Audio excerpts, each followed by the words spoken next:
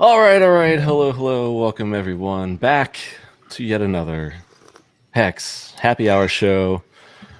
I am in the lovely Santorini. Motley claims he is, Yeah, but I lied, as you can see. it's just black back there. So, but he's like right back there, right? One of these Where are things. you at right now? Like the ocean? I'm like on one of those mountain islands. Yeah. Oh, okay. But yeah, you can see it like back in here somewhere, I guess. Yeah. Uh, So, but yeah, how's everybody doing this weekend? Or well, it is weekend now for me. But Doing okay. Fantastic here, man. No complaints.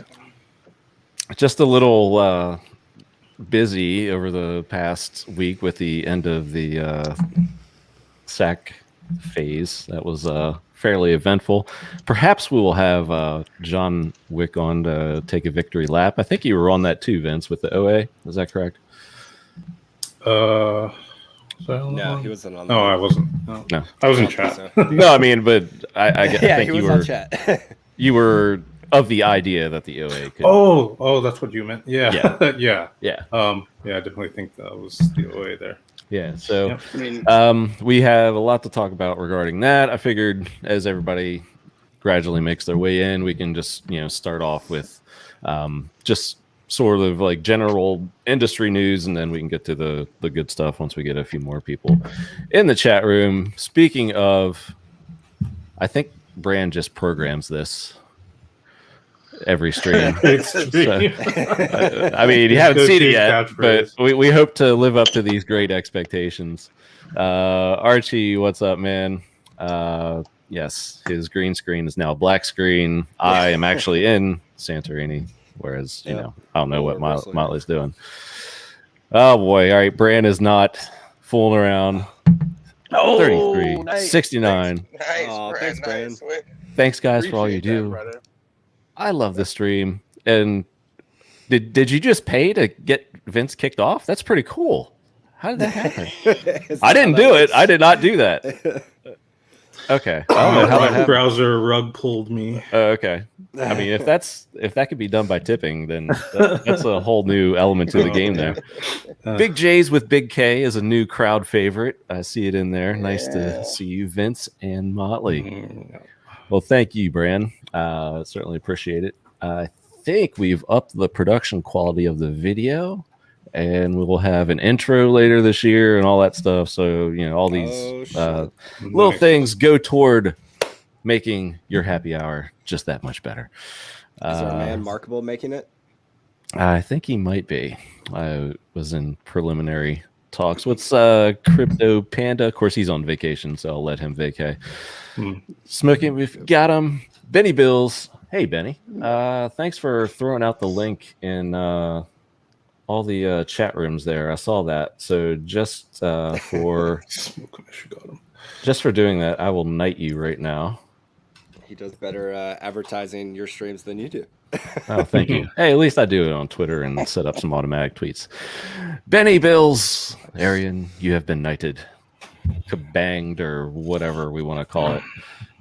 If you could please stop this seller of $1 million to $2 million increments, that would be great. That we're seeing come across every few minutes. That'd be awesome. Everybody, Rick Schmitz, what stream did I see you on very first? I think it was somebody else's stream, and maybe you came over from that, if memory serves.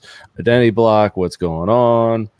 Yes, I see you, Benny Bills. Yes, leveling up, absolutely. Benny Bills, Brand Vader.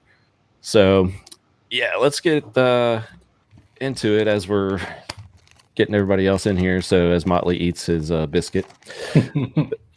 So, I guess the first, bit of news we can get out of the way is this whole political mess with, I guess it's not really a mess right now, even though some of the headlines, depending upon the publication that you read, it is a bit of a debate, and there's like changes like every few hours to this bill because the infrastructure bill is just so huge, and then and then they just shove these little snippets in that only people familiar with those industries catch.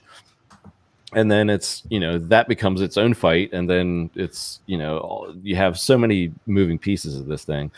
So the latest is we have a few links out there. I think Wendy's for Tennies just sent one out, so I'm going to post that in the chat. Actually, let me do that right now. Yeah, he posted that out for people that don't want to do the calling thing. Yeah, I can just do the email thing. Throwing that in chat right now. So if you don't want to call, fill out this form. I think it's a con-based form, but whatever. Every bit helps. And I'll do the call one here too. And there's actually, if you scroll down to the very bottom of this, let me share my screen. Where is my red alert? Yes, red alert. Call the Senate to save crypto. Call your lawmakers. You can put in some information there. At the bottom here, it's got a prompt for you to follow. I believe it names all the senators, Warner, Portman, Cinema, the amendments that we were just mentioning there. So let me pop that link if you prefer to talk to people, which some people do. Oh, who wants to talk to people?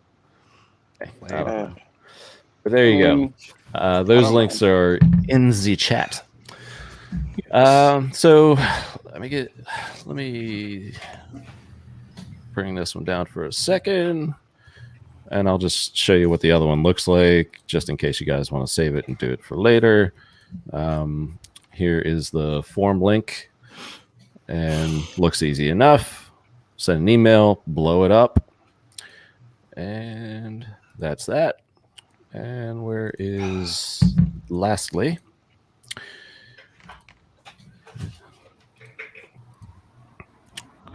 And then Janet or Karen, Crypto Karen, or whatever we want to call her. Crypto Karen. Karen. I like that. All right, we'll go with that. Cryptocurrency brawl bogs down infrastructure bill as Yellen and White House fight changes. I guess I'll toss this around the room. My take right now is just from witnessing a lot of political chicanery and just what goes on there. A lot of the freak out right now is a little overblown. Things like this don't happen overnight. They're not going to happen this year. I would seriously doubt they happen even within a year or next year. Maybe 2023. Yeah, maybe 2023. But that's if it actually comes to pass. So this is why we're getting an early start. There's so much education to be had for these political figures, and so many contacts for likes of the higher ups in crypto community, like love him or hate him. Barry Silbert, who I often joke call Barry Shilbert, he put out a tweet today, and it was like, how do you start a PAC, a political action committee? So I can see exactly where he's going, and that's the next step. That's where it's going to have to go. Some of these bigger players are going to have to step up and rub elbows with the political elites and do the education thing. It's not just us as citizens. Granted, it's our part to make some noise as well, but some of these higher ups in the space. I mean, I think maybe Richard might have mentioned on stream, he's like, where are the Winklevi? Or somebody else did. It's just like, where are these guys? Well, maybe it was on Discord Syndicate morning show yesterday, but it's like, they're kind of like, their bags are packed and they're well enough alone. Some guys like a Silbert will actually, he'll take action because he's more involved with the GBTC and that whole thing. So just throwing it around room, Motley, I know you started to say that, yeah, it takes a little longer than what everybody's freaking out about, but you have any other takes on it?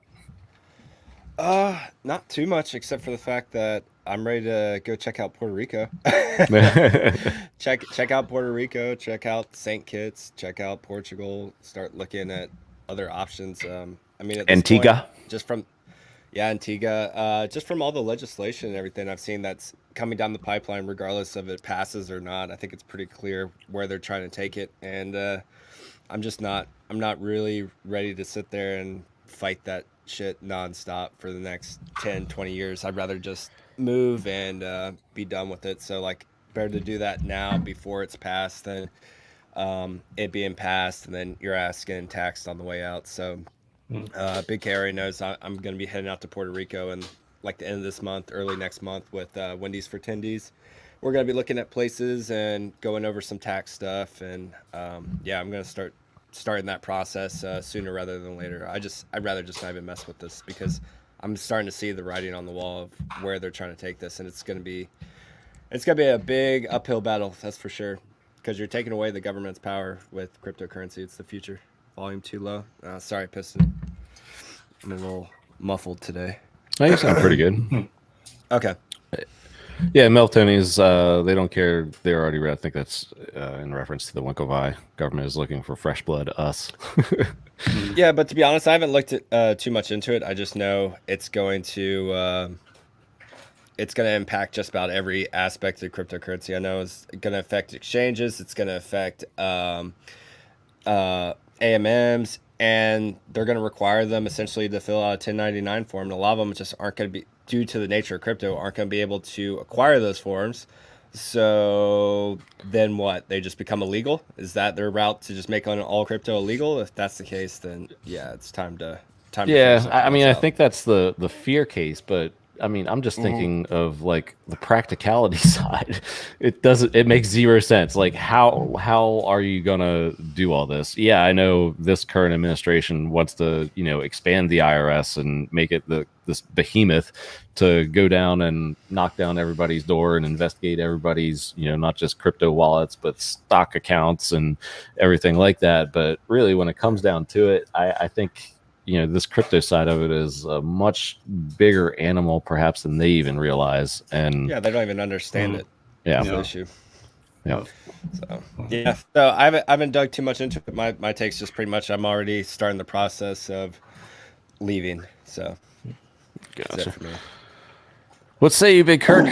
I mean, as someone who is also, in one form of leaving or another, I also will take the other position and say that a lot of times when there's a ton of posturing back and forth and big fights on issues and they can't get very much done, like you said, it's 2023 at best if something actually passes to make changes. And even at that, like the amount of appeals and everything else along the way that will take, if they do push something through, would go on for a long time. So if you looked at it just the writing on the wall, then we would have had way more gun legislation than we do in the country already, but we really don't, and even though that's been postured about for years and years and years back, and this I feel like is going to be a similar thing where there's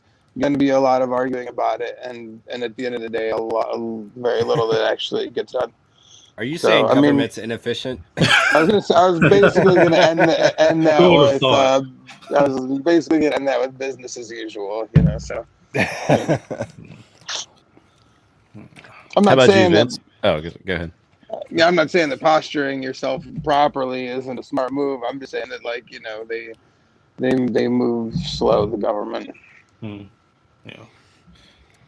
Yeah, for me, my take's pretty similar to Motley, so I haven't really had time to really look deeply into it. So, and yeah, admittedly, I've been, a bit too comfortable about living here in the continental U.S. So, I haven't really given other options much thought yet, but I think I may have to start doing that. So, yeah, it just kind of increases my sense of urgency a little bit. Definitely get out of California, but yeah, for sure. Yeah, state taxes are not one of the good states to be in. Well, let's bring a special guest who has an opinion possibly on the subject. What say you, Crypto Coffee, on this political drama? I have opinions about things. Let's see. What is this one? Yeah, got rid of it. What was it? Oh, it's the crypto, the tax bill, infrastructure. Yeah, bullshit in general. I'm a staker. I don't want to get taxed for being a broker. That's not cool, man. No. So I got to call the. I'm actually going to call. I've been meaning to do this, but just call and complain and try to amend it. That Sherbinsky guy, he's got an amendment proposed, and I think that might actually get through. It's not going to be terrible, but it's like you give them an inch and they're just going to keep taking, right? So exactly. Yeah. Hey, Big K, heard you in town, buddy. Yeah, I'm about to, I was gonna say. He's like, why aren't you riding to pick me up right now? Yeah, I was gonna say I was leaving. I'm leaving right about now, so we can make the move down and take a look, guys. Let's take a look. Big K's got a new fancy ride. Yeah, I'm about 40 minutes away. So 40? Yeah, about 40. I don't know how this Big J's with Big K is going to go because you're a little broken up this evening. All right, we can see It him. might be a little choppy. Yeah. It's going to be more like Big G's today since he's driving a free wagon. Hey, Molly, how are the islands? It's amazing. Looks Can't wait to come back. Psych. I'm actually here. Beautiful. He's just faking it. Yeah. So, yeah. Evidently Cabana's there and I'm not. Imposter. How was there? So this is a Well, Oh, here we go. 2017 Mercedes G63. Fantastic. I love the matte finish of it. Super wild matte finish. Not only that, but this particular vehicle has all external hinges as well, which gives it this awesome feel when you open these doors. And when you open these doors, let me open one of these doors here. There's that key. And I gotta have a key, very important piece. There it is. You got the mirrors that come out when you do the unlock and open. And they're very solid. I mean, like that's a beast. You know, not only does this ride have triple like locking differentials on it, it also has these ridiculous mag rims as well and super awesome tires. So like, you know, if this is basically where are you gonna use locking differentials in Chicago? Just about nowhere. It says straight on it. It says do not ever use this on paved roads. So like, the hell do you ever need that for? Basically to flex. That's the only reason why. And then those rims too. Like you're not gonna climb mountains with those rims and tires. It's insane. Let's turn. It's a flex machine. So it's a solid 505 horsepower, I believe, in this bad boy. wow. It's pretty like impressive. driving a bank safe on a rocket. You know. It's, Great analogy. Perhaps super practical. you can redo the show and tell if you take a drive for a little bit and end up And with a find better Wi-Fi location. yeah, sorry Or if my internet is really shitty right now. You're just smiling Okay. with it right now. Okay, there you are. So yeah. What? So here's the not interior. But we'll start to hit the road here, and we'll see how the signal gets. The closer to the city we get, you know, the better the 5G waves come into my brain. All right, So. the 5J waves, if you will. So, yeah. Yeah, you know. All right, so while Big Kirk gets started here, so just a little HEX news. Just like this afternoon, we saw a big, well, for HEX, things considered, emergency end stake. It was like, you know, maybe a couple of them for like 5 million HEX and then immediately dumped. So whoever it was got past their halfway point of their stake. I think it was like 1,200 days. And then emergency ended it and then started to dump. And as buyers of HEX, I think, you know, if you're looking to buy a dip, I think that's one of the easiest times perhaps to actually get in at a lower price, because if you see one of these huge stakes come out as an emergency end stake and then you see that first sale, you can assume or at least keep an eye out, okay, well, how much is in this bag? And it was like, okay, well, 1 million or 2 out of 7 million. And then the next tranche hit and the next tranche hit. And you can almost like wait until that bag is done and then try to, you know, either set your limit order to where you think the price will be or do a swap at that time. So it was pretty interesting to watch. But there was a lot of HEX coming out. So How much in penalties was it from those stakes? the one that I posted was like 5.1 or 2 million. So And penalties? oh yeah. Oh, Wow. that's awesome. Yeah. Yeah, So sweet. I think the current payout today is 6.3 Okay. so far. Alright. So, Cool. yeah. Well, just a Wow. hot tip for anyone that does want to buy the dip. I got a new video out just a couple minutes ago. It teaches you 3 or 4 different ways to set a limit order for free. Nice. If you're new here, check that out. I mean, really, you want to be stacking these limit orders up in the either metric.exchange or whatever it might be, and you want to get one of those wicks. I mean, that's how you get a really good price. Like you can get filled at 6 cents. If somebody dumps it that low. Like some people on that giant wick earlier in the sacrifice phase, they got filled at 7, 8 cents. Yeah. And they're pretty happy. Yeah, Scotty does know what's up. I see you in chat. And oh shit, Crypto Coffee's link is in the chat. So if you want to see that video, go check it out after he hangs out here and Big K comes in and all that stuff. What's Big K doing now? On the road again. Just precariously purchasing his phone while he's driving. Yeah, just doing what you call dumb shit. Driving around. I'm sure G-Wagons have good airbags. It's all good. Oh yeah, they're very very safe vehicle. With hopefully we'll be able to we won't be able to test it out though. It's not in the cards today. Oh yeah, you're coming through way better now. Way better. Yeah. Coffee's already getting the props on the vid, so I'm gonna look forward to checking this out later. So Cool. awesome. Yeah, that's good. Yes, That was a good video. I had a chance to watch it earlier. Big K. Yes, he is on the road again, and You got a super chat from Big Kahuna. Big Kahuna. Yo, It's the other big K. Oh yeah, nice Thank work. you. Big, The other Big Big K. K from Thank you. And is that Canadian? Big K No. from Canada. Canadian, Awesome. yeah. No chats or requests or anything. I mean, you could put in there, Vince, I would like you to sing, and we can see what we can do. But no, I don't want to start that. I don't know Never mind. about Hey guys, where can we best go to see the sell wall? Is that Hex Vision? Well, crap, I don't have it. metric.exchange. Metric.exchange. Metric.exchange. Exchange. Yeah, I just have it bookmarked. If you watch Crypto's Coffee's video that he just put out, you would know the answer to that. There you Stay here. go. Don't go anywhere. Don't go anywhere. Is it just USDC?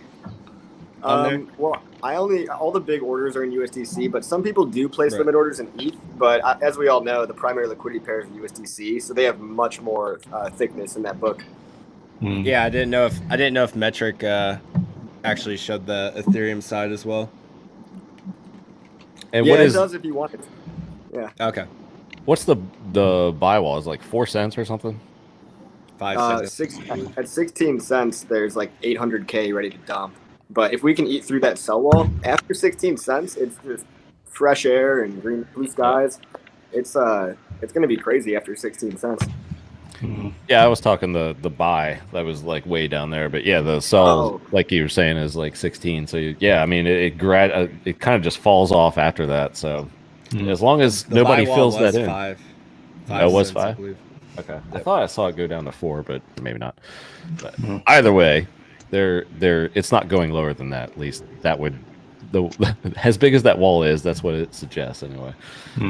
So. What else we got on the docket before we get into more, the good stuff with Hex and Pulse? Motley, question for you, bro. So you put out like a little poll action on some things that you might have ideas about for PulseChain. How did that go over? Community kind of pissed me off, but that's all right. On my damn vacation too. I mean, there's some good members in the community that had some decent. It wasn't all shit feedback, that's for sure. Yeah, there were some. Of course not. There was some good response too. And I'm gonna get into that. Sorry. Put up a poll. Vince and I did with some of you guys might know the bigger pays better bonus. 150 million hex gets you an extra 10% on top of your stake, which almost none of us can actually obtain because that's a shit ton of hex unless you're just a straight up whale like Overwatch or 666 or Genesis Whale or what have you. Most of us are not going to be able to obtain those numbers. So it's been built before. didn't really gain any traction. There's probably a couple failure points with that, trying to run multiple pools, not directing all the economic mass, not doing marketing or campaign push. Terrible I don't know UI. if it actually terrible UI. Don't know if it got any audits done, anything like that. I know I've been talking to Kyle to help me work on it, and what was it? So he reviewed his code. So obviously we would have Kyle review our code as well if we end up doing it.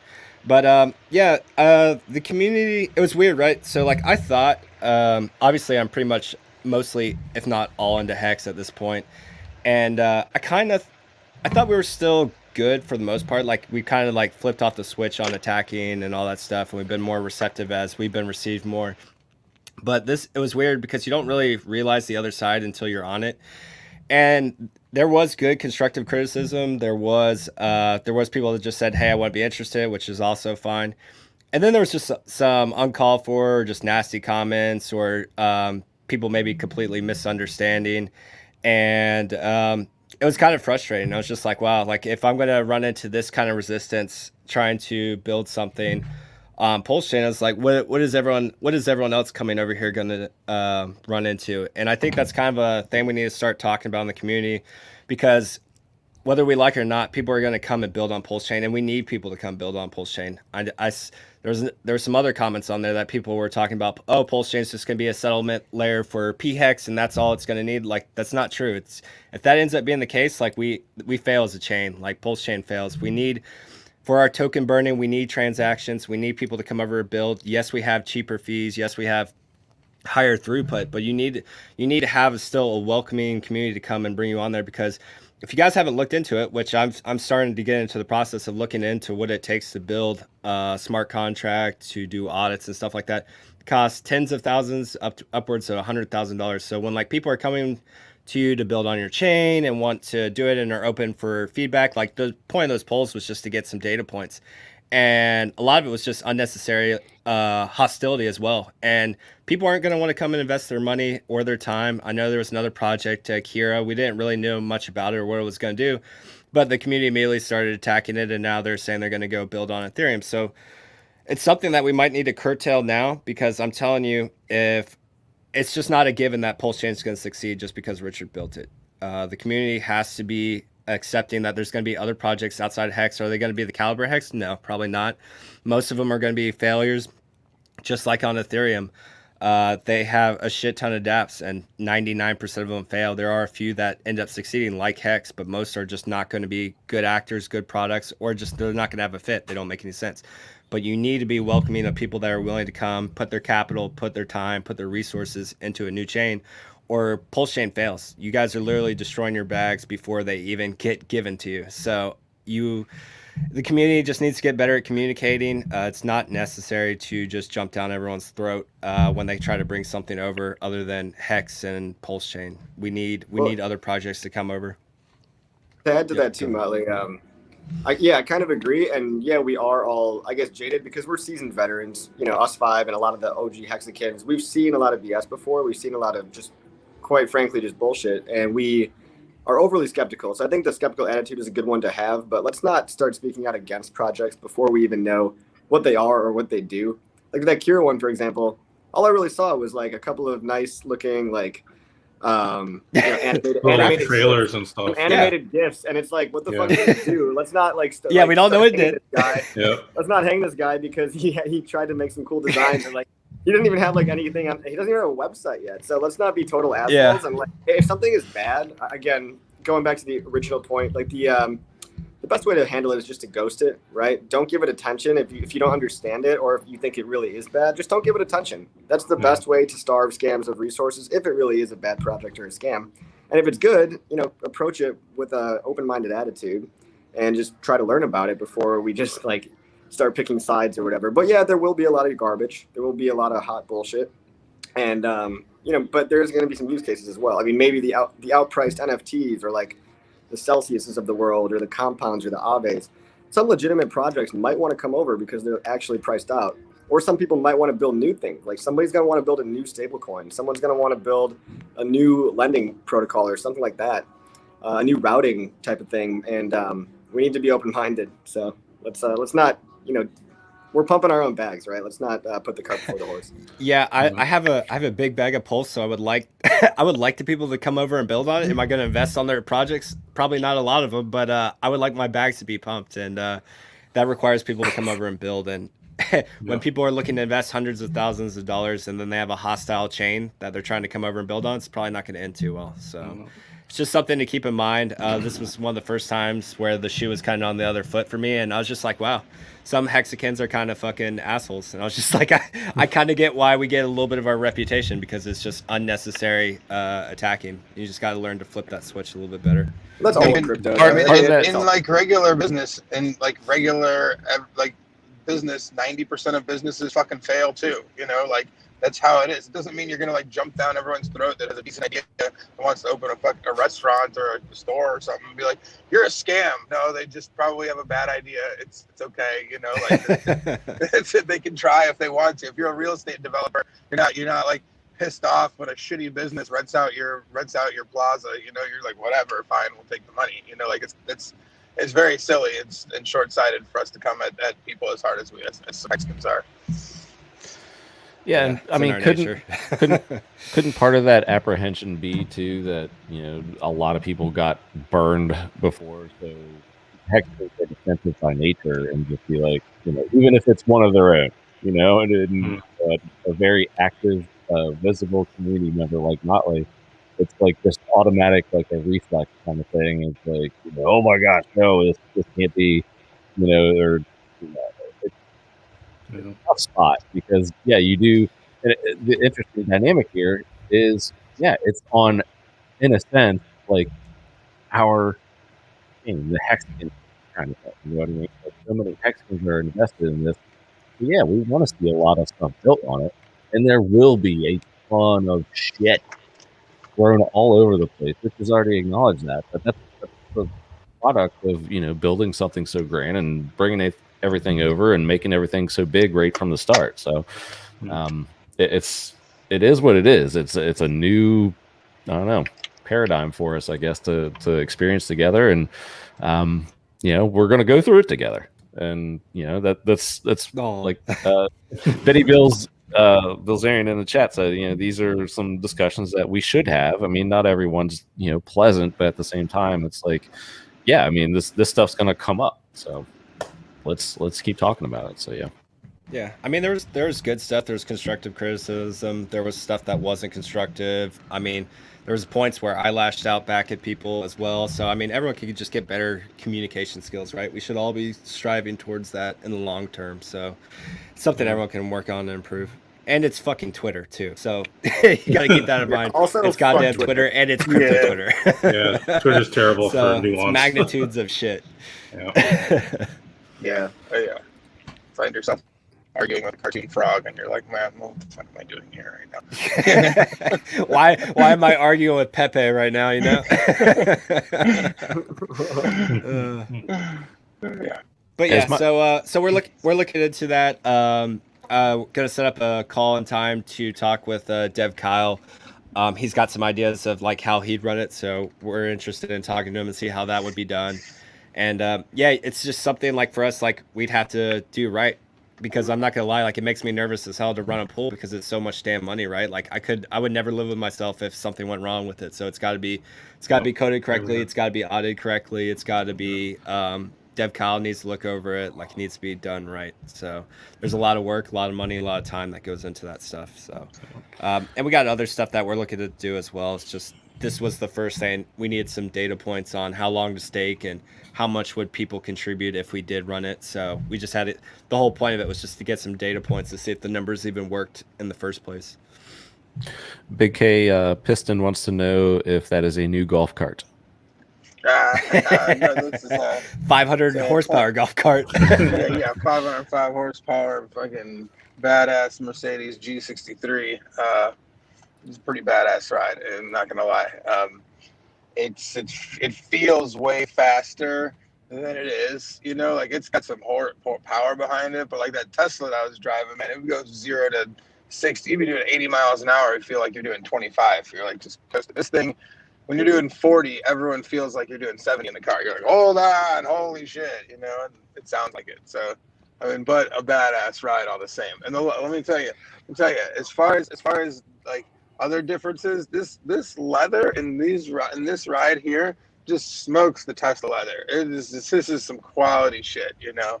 You can tell that when you put a car seat in the car and you leave it there for a few days and you take it out. It's like the leather and that. I don't think that Tesla's ever going to be the same after that car seat was in there for 4 days. But this Mercedes, man, I'm telling you what, it'll most definitely hold up to the test of time. Cabana, can you pull up Hex Sanders' comment real quick? Sick I ass hate to red be a and dead black. horse, but I really want to just kind of drive this home a little bit. So it's not something as simple as just a few Twitter peeps can deter someone from building on Pulse, right? This project wasn't the greatest idea to begin with, right? Like, I'm telling you, man, go look and see how much it is to build stuff. See how much devs cost. See how much audits cost. Go see that. You have to drop about $100,000, and you go in there and you're trying to get data points and trying to feel out a community and a chain that you're trying to go and build, and you just get hostility.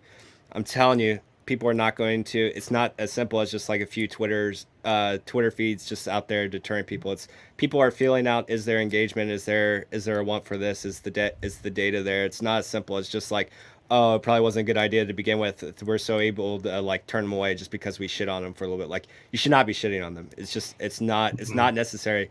You can literally, again, offer constructive criticism, say, hey, it's not for me, which is just as fine as well, or just not say anything at all and don't put your money into it. It's very simple. You don't have to fucking attack. And I'm going to beat that into the community's head for the next month or 2 months. Like, I'm going to go on a fucking campaign just like I did earlier when we first knew about PulseChain SAC getting locked in. Hey, you guys should buy your HEX now. Hey, you guys should buy your HEX now. Hey, you guys should buy your HEX now, and ride that pump so you guys have more economic mass to sacrifice. It's the same damn thing. I'm gonna go on another campaign and beat it into y'all's head. You don't need to be hostile. You don't need to attack these people. Let them build. If there's something that's malicious that's going after the community, then sure, you can come out and say something, but it's completely unnecessary for a project that's just trying to build and they're trying to engage interaction, see what's out there, and for you to shit on them. It doesn't matter. There is no, oh, this might not be a good idea because a couple Twitter people deterred them. It's like, no, they're coming in to invest hundreds of thousands of dollars and they're getting nothing but just hostile feedback. They're going to go elsewhere. And we've already seen it take place in a very short time. So I'm going to sit there and I'm going to continue to beat it into the community's head until most of the people get it, because I think it is very important. And I have a very large bag of Pulse coming, I'm not going to lie. And I don't want my bags to get flooded out before we even receive them. So to me, it's very important. WTF is that all about? Is it all about? It echoes your point. It's not just expensive. It's getting the right devs. Good devs are like gold dust, and some devs also scam you with crappy code. So, and audits are expensive too. Yes. Well, yeah. Pulse Talk, you guys are discussing about the number one thing we need to be discussing, how to handle and behave towards projects, tokens launching on PulseChain. Amen, man. Excellent comment. Yeah, I agree with that. And that's kind of, I mean, yeah, it's fun to talk, hopium and moon and all that stuff. But this is, we get into everything on this show, and I love it for it because the guys aren't afraid to talk about it, as you're hearing. So it's awesome. Alan, what's going on, man? Hey guys, thank you for all your videos. Into HEX just a month ago. Awesome. Oh, cool. Super depressed in my car, and YouTube randomly sent me to a Richard Hart video. New lease on life, staked and sacrificed. Much love from Boston. That's awesome. Yeah, brother. Heck yeah, man. That's fucking awesome. Hell yeah, dude. Yeah. And watch out. Look at YouTube doing great things now, directing people to Richard Hart. That's amazing. Watch out for Kareem. Kareem's up there, right? So yeah. His subscriber count has been going up a lot lately too. Yeah, that's awesome. As it should. I actually had that ready to pull up. His account also got taken down as well, so that was kind of shitty. But that was luckily shitty. it was able to get back up. Since it's back up, no news is good news. It's all right. Well, or I mean, bad news can be good news. I mean, maybe it'll bring a little attention. Yeah, Rom tweeted that out this afternoon, and I was like, okay. It was like, what's he up to? Like 80,000? No, he's like, Richard's a person like 100,000 followers now on Twitter. It's crazy. Awesome. That's outstanding. So yeah. And then like Alan's follow-up comment is just, thank you. It's incredible how much better things are because of the community, right? And like that's the thing I want to preserve, and that was just kind of like I saw a little bit of the ugly side of our community just doing that post, and like I want to preserve like what Alan's experiencing, like a good community, people coming in here, because like I see glimmers of us turning into the toxic maximalists that we hate when it comes to Bitcoin and everything else. So like I'm trying to curtail that that's now. what I've been saying Because too. That's true. I mean, we got to be very slippery careful slope. about that. Yeah. Yeah, it's super close. I mean, like that's why Ethereum gained the traction that it did, is because they were very cool with everyone building on it. It was the place to build, you know. That still is, you know. That's why it's an uphill battle to build a platform like this, and you want you know, because like some developers might come up with a shitty idea and it might be wrong the first couple times they do something, but it's still rather than be developing and learning on our platform as opposed to somewhere else, you know. Right. It's just next level of maturity really for the community. I mean, the everything else but Hex is a scam thing worked great for a while, you know, but we're like you said, we're entering a new paradigm where we need to be more adult about this and understand that there's other ways to, you know, there's other things that are have value and other propositions that people can make that should be looked at and appreciated, or, you know, and it takes a much more adult person to like you said, take those stances that you said, Molly, where you're like either you don't have to participate, you can ghost it, but like just coming at something aggressively and ad hominem attacking them and all that kind of garbage is just silly and stupid. It doesn't really get us anywhere. It makes us look very childish. Right. Yep. And on the flip side, there's some good too. I see that like Overwatch over there is going to be doing some grant work, and like I think that's you know cool. That stuff's pretty kick-ass, you know. So I mean, there's definitely some you know, glimmers of good stuff along the way too. But it can't all be just from our community. It really can't be. It has to be. We have to draw in new eyes and new developers and new people. For sure. Yep. If PulseChain to succeed, for sure. Yep. I had a comment up there earlier from Press. Shit, I am too late for the Pulse. No, you aren't, man. I don't think so. I mean, you Pulse just sacrifice, saw, yes. Yeah, sacrifice, yes. Yeah, but it's like saying you're too late for HEX, in my opinion. Alan just got in, and you have guys here like Funding Jim, Motley, myself, who keep putting in a little bit because you see the long-term nature of the product with HEX. Pulse is a long-term project, and the prospects for that are absolutely amazing because of who's behind it and the people that he hires, and that all goes into creating something amazing, and I have so much faith in it. Just going through the chat, because I mean, chat's like blowing up, so I'm trying to catch up with all these comments. It's awesome. I know, it's tough. Great. Marianne is like, no need for hostility, especially if it's still not launched yet. Yeah, the idea that want to build is positive news for PulseChain. Absolutely. Yeah, still waiting for the testnet to go up. We need the testnet to go up soon so we can start devs can start working with the network and running these. Yeah, I mean, think about it. You gotta think that we probably have. There's probably some people that are devs that sacrificed to get Pulse. And if they find that we're a hostile community, then the likelihood of them dumping their Pulse on launch or whenever they get it and not playing is much higher. You know, like it's like you said, we should not be FUDing our own bag before we even get them in our hands. God damn it. Yeah, that's why I just think it's so important to go ahead and start talking about this shit now. Yep, 100%. Absolutely. Yeah, Big Kirk, you just touched on that. I wanted to get your opinion. So you said for probably a month or two now, ideally, you'd like the end of the SAC phase to not have such a gap between that and mainnet. So what are you feeling right now that it's probably... I mean, what are we thinking? 45 like 2 days months? to 2 months. I'm thinking at least October. And if we don't even have the test net, then it throws a little more doubt in my mind as will it be really October? Mm-hmm. Man, yeah. I mean, damn it. What do you want? Sometimes I'm dangerously stupid. All right, whatever. I agree. I really wish that it was sooner. Obviously, we all want our tokens now. I remember Richard saying that when he was developing HEX. I was like, I want my tokens now. And before HEX is out, I'm like, I get that feeling a lot. So sooner better. But you're also right that having a legitimate test net up and running and giving some room for some of these developers to start making moves will be, it's important, super important. Can't not have that, so cool. Yeah, man. We'll have a few happy hours in between now. We'll have a few. Did you guys see Devin C's comment? Evidently, I was about to bring that up, Motley. We're now bashing him. I got you. Yeah. Same So, page. Wow.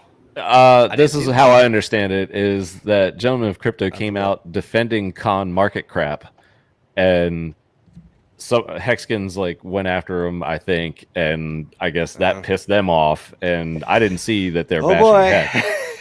But it's that you're just talking about it. We're a passionate bunch, man. So it's yeah. I think it has, like.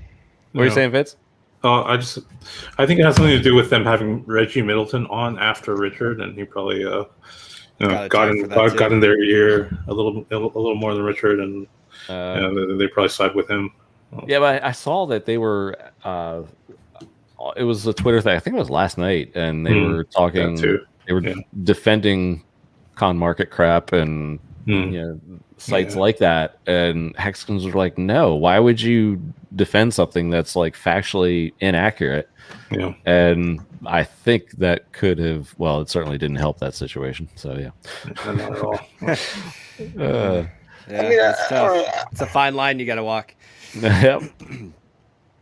Or just step right over it if you're some people. Fuck that line. It's tough because like you know how Hexkins feel and how they felt. I've felt it for over a year. You feel super slighted by an industry that you thought was like, hey, we're all trying to do this crypto thing together and bring, it just sucks. So like, how on earth do you tell someone to not speak passionately and say the truth when that's basically our motto, and like it's tough, because like we also want to, build those bridges, so like we want to, we don't want to. It's tough, man. It's a tough situation. It really is. I feel like we're going to consistently have that issue until there's other options that have as much, like until CoinMarketCap doesn't have the notoriety in the industry that they do currently. If there's other ones around that are as good, and I mean some like Nomics is gaining some real good traction. Other ones, I feel like there's other ones out there that are not as bad. Yeah, the ceiling is definitely higher for Nomics right now, and we just keep talking it up. And I think with Pulse, that's going to benefit them even more, because I think was it Clay Collins, is that his name, said that he would immediately Nomics CEO list the Pulse side of things, or at least start working with it to integrate it into the site. It'll probably be the first coin ranking site that lists all the Pulse tokens, Pulse versions, which is going to be nuts.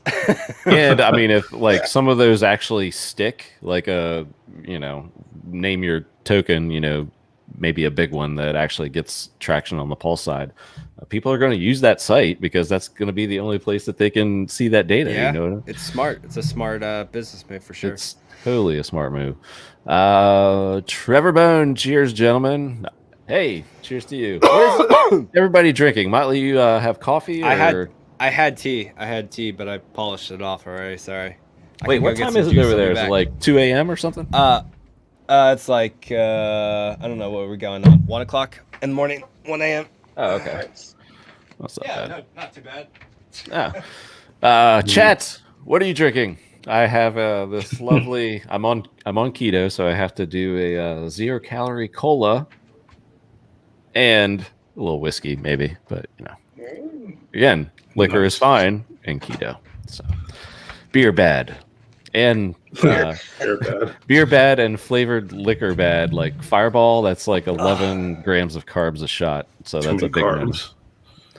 But yes, regular liquor, you all good. What you got there? They have this stuff called Amida. I don't know. I'm probably botching how to say it, but it's like a bunch of different fruit drinks and looks like Amida. Yeah, Amita, yeah, something like that. But very good. Evidently, it's like a local like juice kind of place, but they have all kinds of different juices that taste delicious. Great mixers too. Nice. Nice. I ran out of the house too fast and forgot my road beverage that I had. So I'm sure it was just like a Kool-Aid or something, right? yes, of course, just a Kool-Aid. Yes.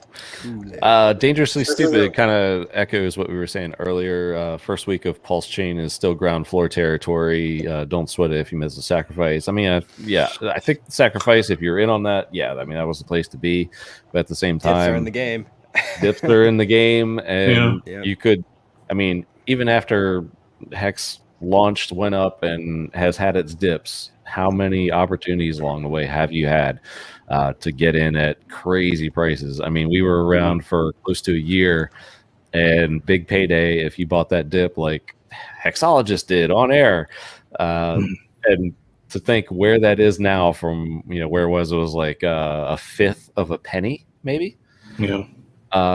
You catch these dips and, at the right time, or just like a, weird black swan event or something that takes the market down for a few days. Just you have to, keep your pulse on the market, if you will. Yeah. So it was awful. Thank you. Look, you caused a big kid to wreck. Yeah. I just couldn't even handle it. Veered off the road. Yeah. Oh yeah, T-shares. This is, I mean, it's sad but a little funny maybe. Tell Richard Hart to take the sacrifice website down. People, I'm sure. So that's a good people, point. People are still sacking like after the next day. I wonder how he's going to handle like a big that. warning up, like it's over, don't sack, and like people are still sacking. It's just like, oh my god, stop. Right. Yeah, people are stupid. What do you want? What can you? Wally Source chiming in on what we were talking about a little earlier. I don't really understand how you can down talk projects that are just an idea. We sound like the people that attack HEX. I agree with that. I mean, at the same time, I did bring up the point earlier that, I mean, we have seen a couple of really bad efforts, and I think that's why Hexkins are on guard, and rightfully so.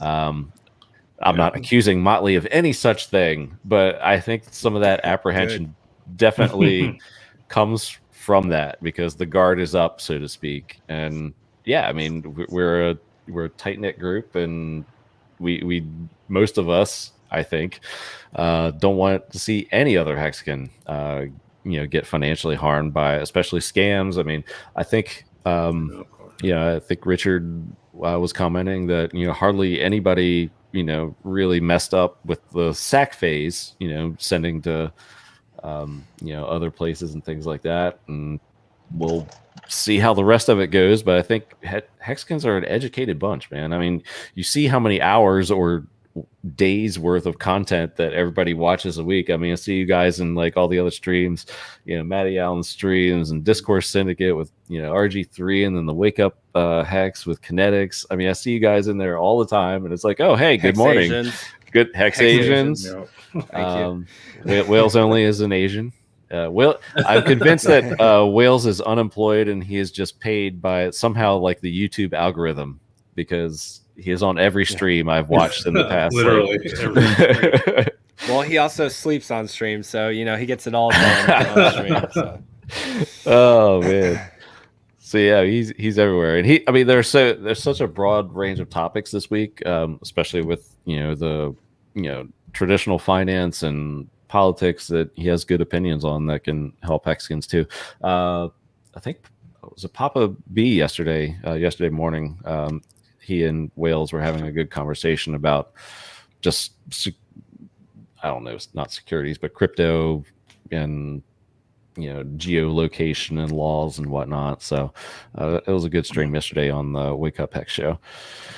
Oh yes, Crypto King with some speculation. Big payday date, 19th of November, could be Pulse Mainnet. Oh boy. Oh my God! Why? I don't want to wait that long. Why, King? Let's not. Let's not do that. But you know what? I see that as more of a realistic thing than October 1st. I don't know why.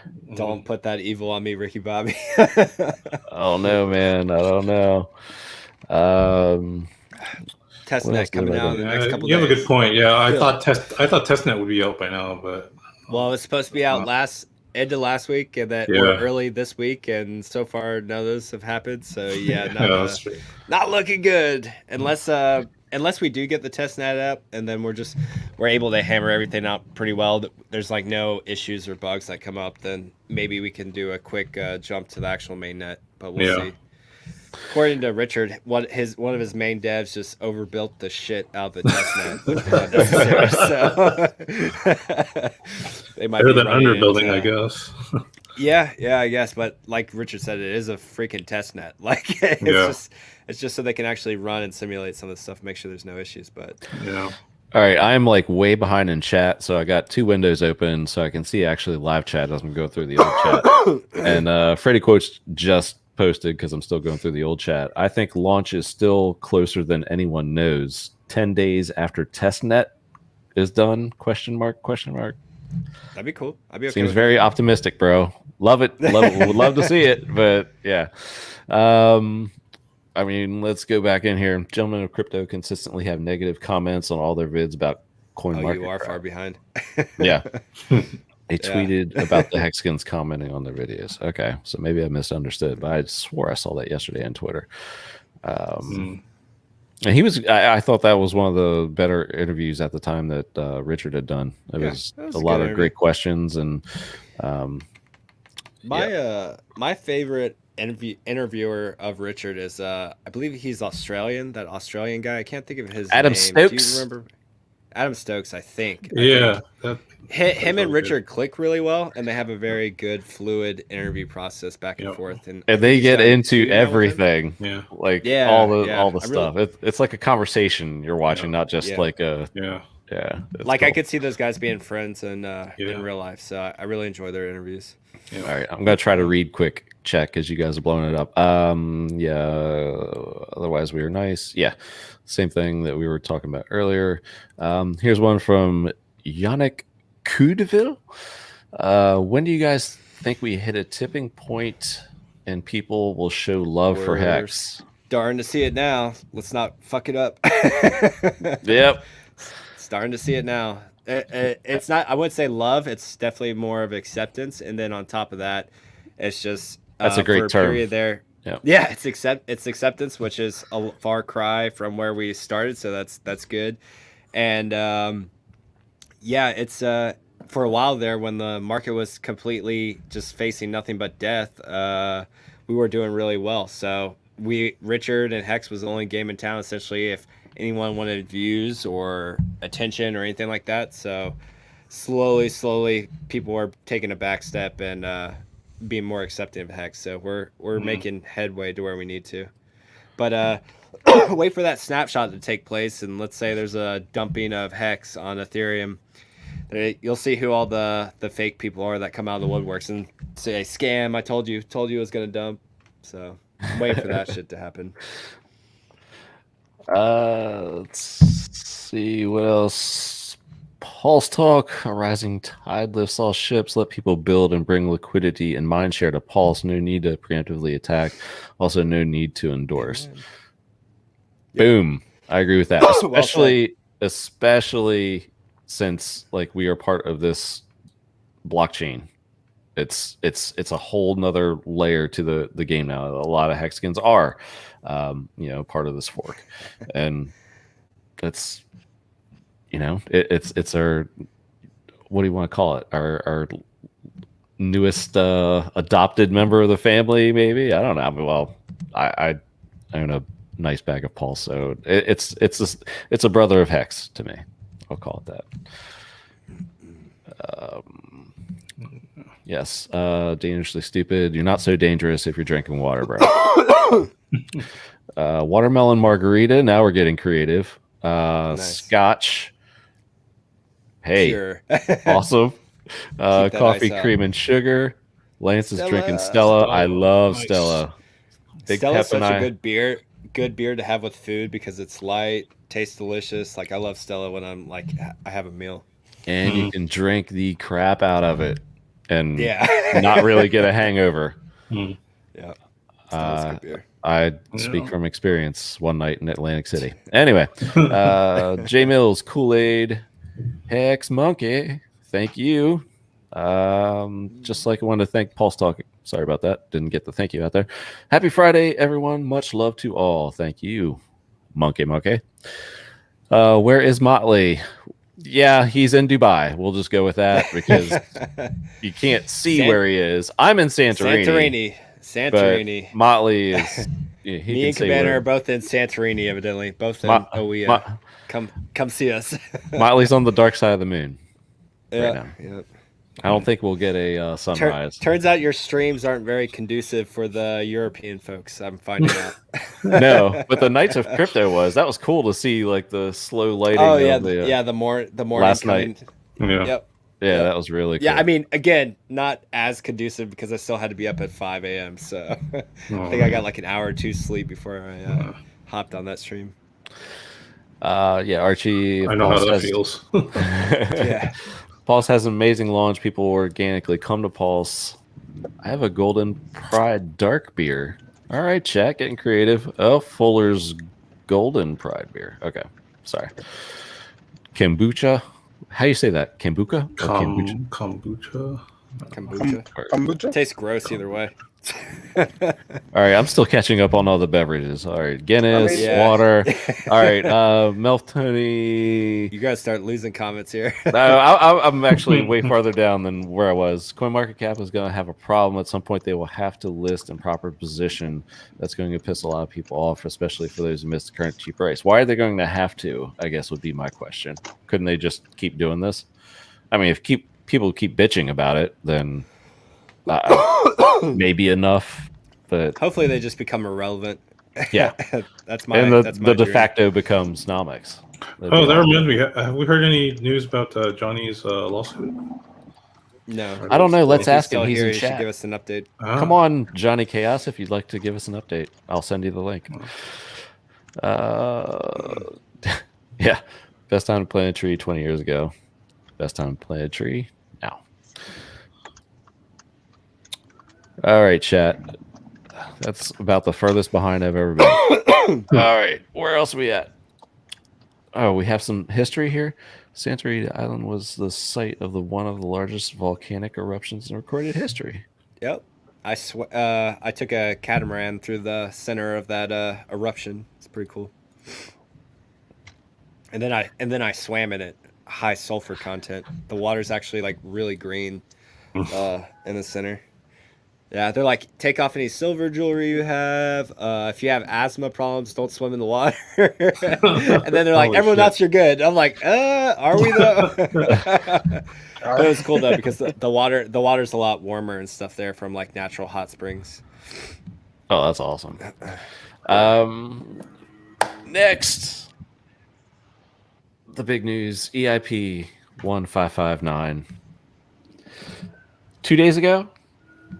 Yeah. So I think yes. I think it doesn't look like we're gonna have John Wick, by the way. Damn. So I think perhaps like a lot in the crypto community expected more on the gas front, but I never really saw it as affecting. It's not. It was more like a tokenomics there's no thing, gas right? update. Yeah, it's just token burning. There was nothing to upgrade the gas fees. So people that were expecting that are retarded. It's just the token burning. So like right now we're currently sitting at 6,788 Ethereum burned, with an average burn rate of 2.81 Ethereum per minute. Base GUI fee is 68 currently. That's still high. Yeah, it's high. It's high. It doesn't fix anything. Yep. That's probably like the slower average fee. So to get fast, you're probably still looking at like 90 to close to 100. But yeah, a lot of Ethereum has been burned already in the past 2 days. Almost 7,000. It's true. Although so current, I was reading somebody else give the current numbers. That like ETH really still isn't like until they move to some proof of stake, they're not actually deflationary. You know, Yeah. like they still make. Yeah, it's That's still barely keeping it even. still It inflationary. Just slower. Yeah, it makes like 7 ETH per 2.5 burned or something like that currently. So it's not. Yeah. He's focusing on driving now.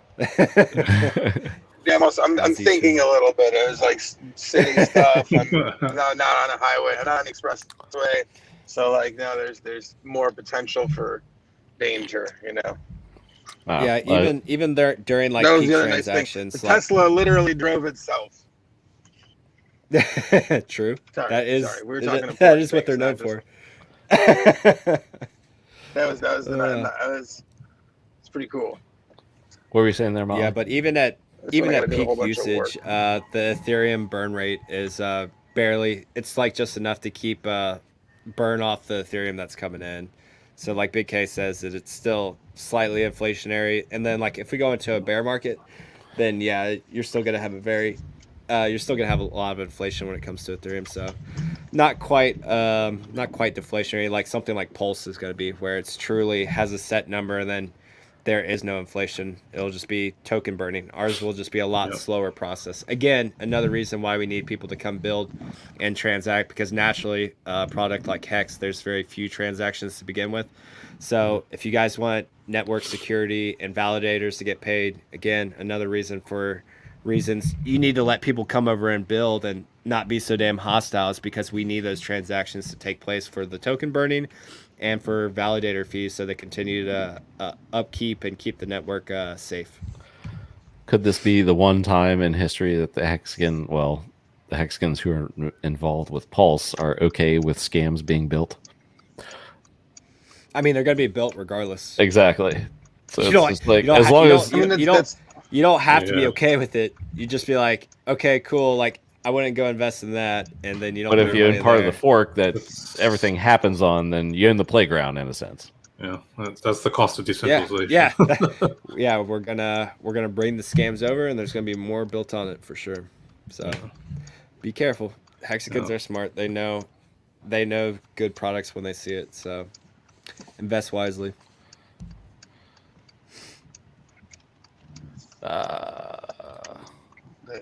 This is true. Yo! Sup, coffee? Sup, Cough? You're right. You're mute.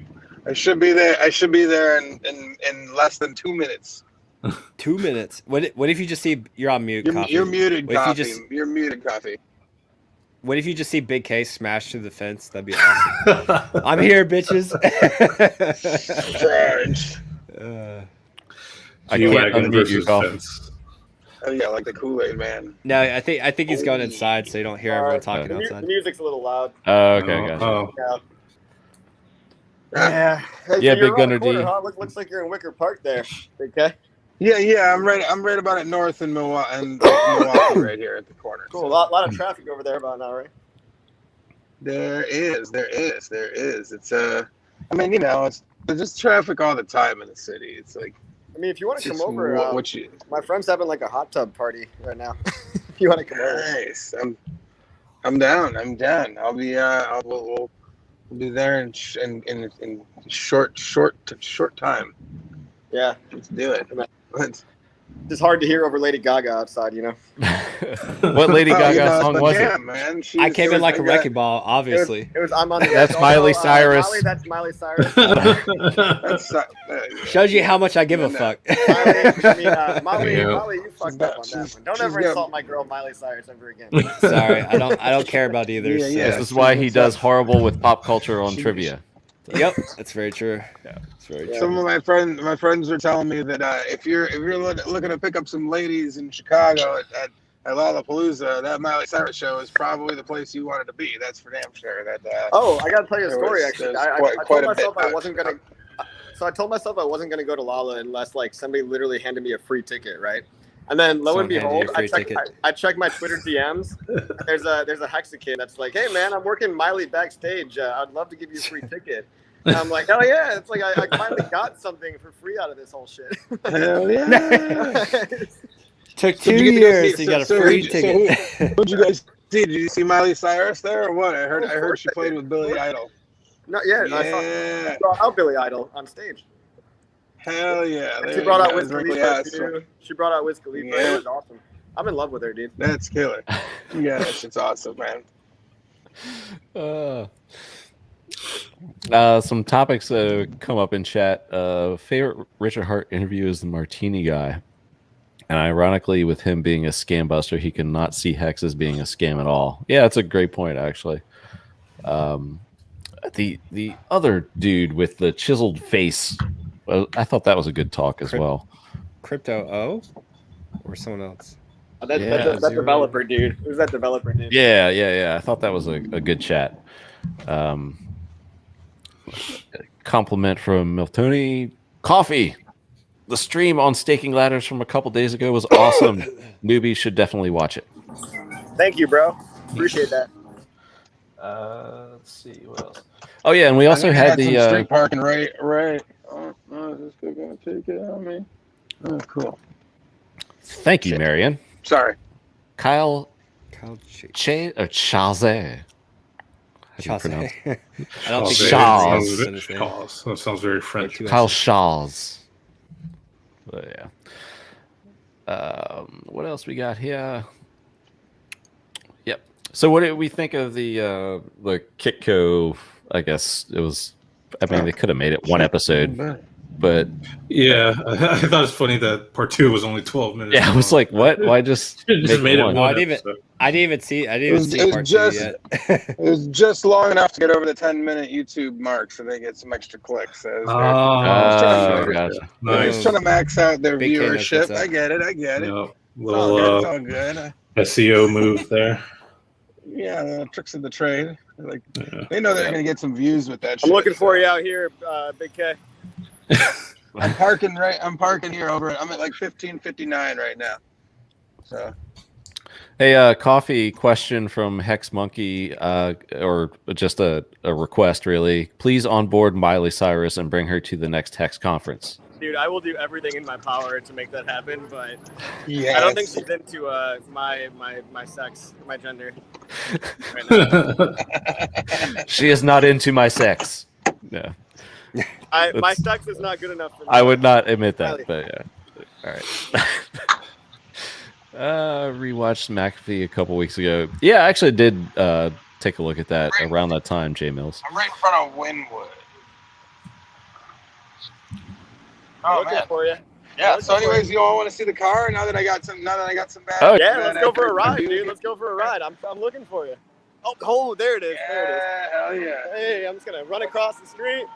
Oh Get yeah. myself killed almost. And this is the badass G-Wagon. You got the fuck. Yeah, All dude. right. Yeah, heck yeah, man. This shit's badass. What's going on, I'm brother? here with Big K. We're both saying the same thing at the same time. From different angles. Different If you don't like places, that angle, you got this angle Get right this here. one over here too. Oh yeah. So welcome to the wagon, man. This is a badass ride. You can jump on in. We can hit it on out of here if you want. So yeah, Big J's, Big K, and Crypto Coffee here. You know.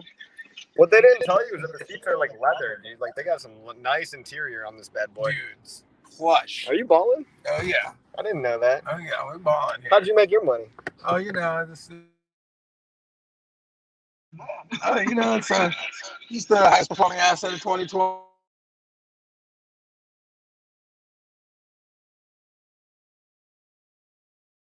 Yeah, let's make sure our seatbelts are buckled, and then we'll see what this thing's got as far as power, real quick.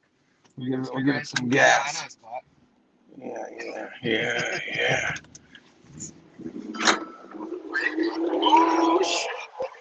that shit's got some get up and go, y'all. Yeah. Dude, this lady might have run out in the middle of like her in the neighborhood. Like, slow down. I'm like, no, sorry, no loss. No, yeah, I can't. For themselves now. Yeah, you're damn right. Dude, it's beastly, man. It's beastly. This thing's an impressive ride for sure. Yeah. The Turo.com website is pretty. It's super easy to rent whatever. They come and drop the cars off. Even if you're getting like shitty rental cars, like they'll be like a Ford Fusion or what the fuck ever you want, Kia or something. Super cheap. And And then also the baller ass ones like this. Like I was saying, it's basically just a flex car. Like this thing has a triple locking differentials, and what that means is that it means that you can like climb some aggro craggiest mountains here. Now the other thing that's hilarious about it is that if you saw earlier on my when I was choppy, it also has these badass like 22-inch rims and these like ridiculous tires on it that like say you can't actually climb up any rocks. So like this car is entirely flex based. The idea that you would need any of this shit in Chicago is retarded. It's basically stupid. But let me tell you what. I bet I did. I mean, it sounds like insanity, but like we was going 35 there. You know, it's like I'm in a war machine. Yeah, it feels like basically like a tank with a rocket underneath it. It's like this bank safe just on wheels, you know, basically. What are they saying in the comments? New streaming modality. 2 streamers merging in real time. Love it. Yeah. Let's share it in IR out here. Yeah.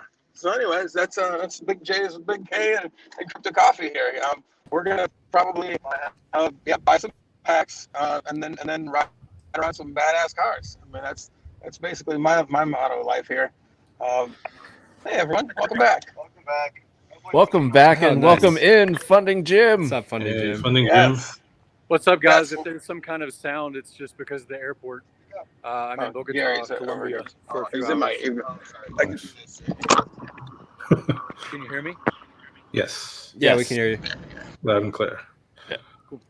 So is that Kurkowski's new permanent ride, or is this a rental? What is this thing? Nah, not, sir. Absolutely not, sir.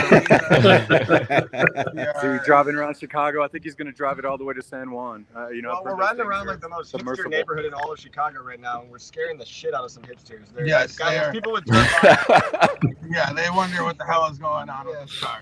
Yeah. People in my neighborhood in the burbs, like the neighbors are pulling over and like stopping and taking pictures of the car, and I'm like looking at the houses around, like who the fuck bought this car? Like, there goes the neighborhood. Yeah, exactly. Seriously, it's pretty impressive. And nobody looked like that with the Tesla. They're turned some heads with this shit. So yeah, anyways, we're gonna go and have a beverage because, like I said, I forgot mine on the ride, so I'm getting very thirsty. But you don't drink and drive?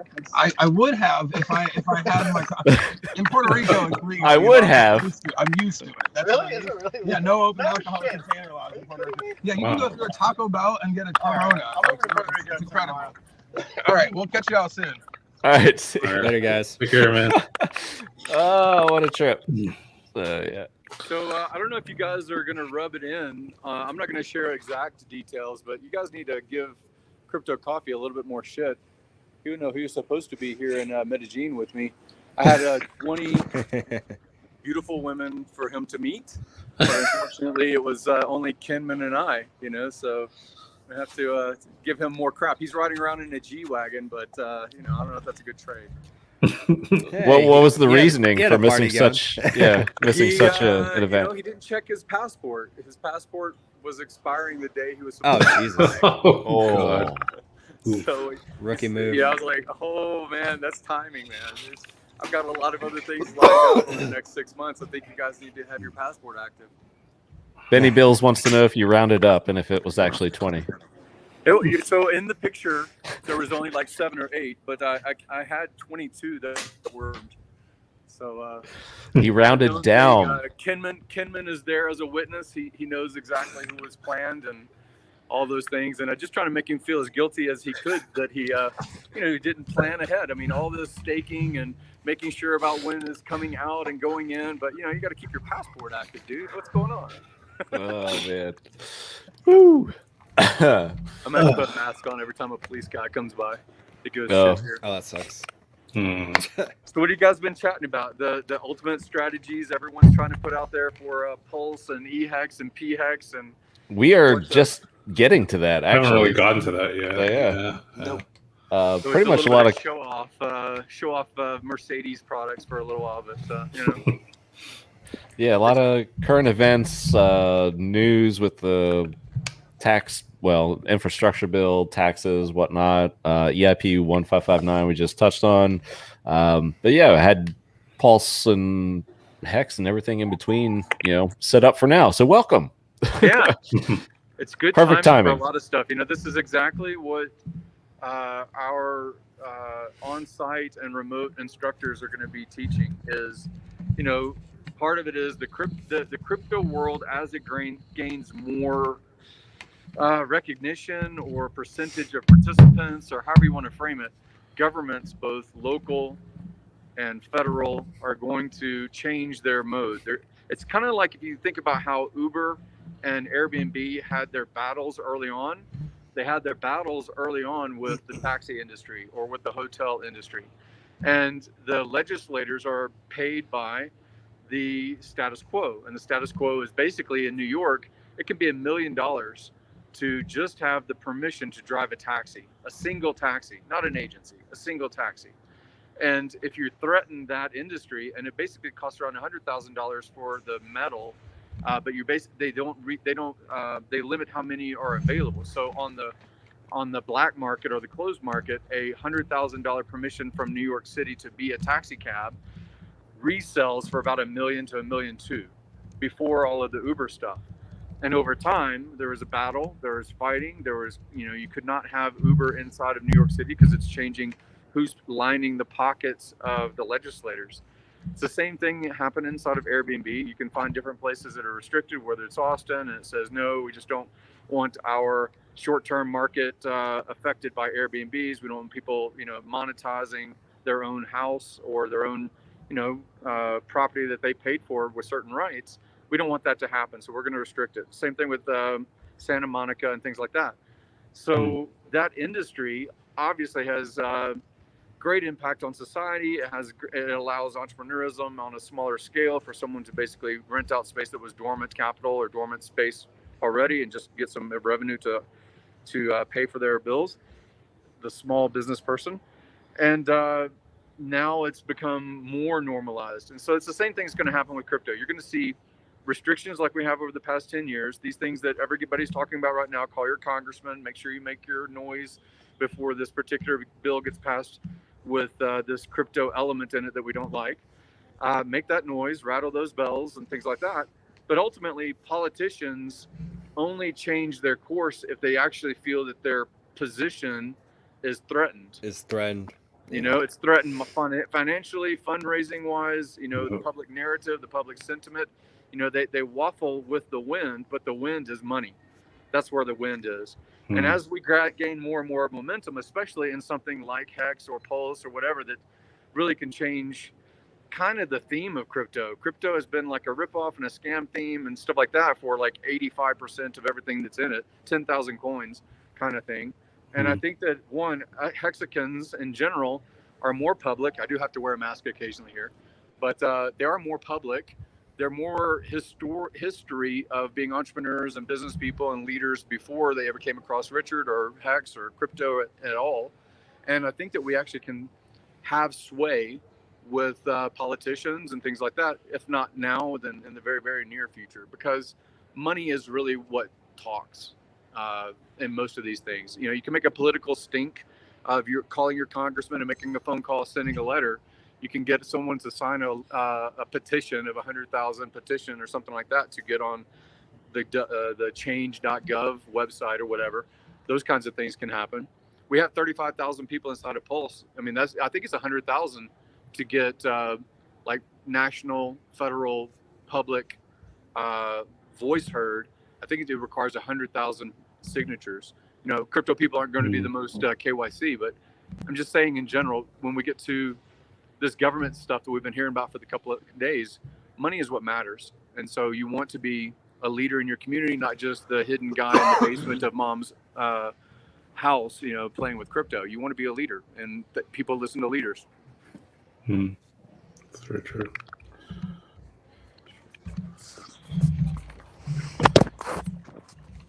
I'm back.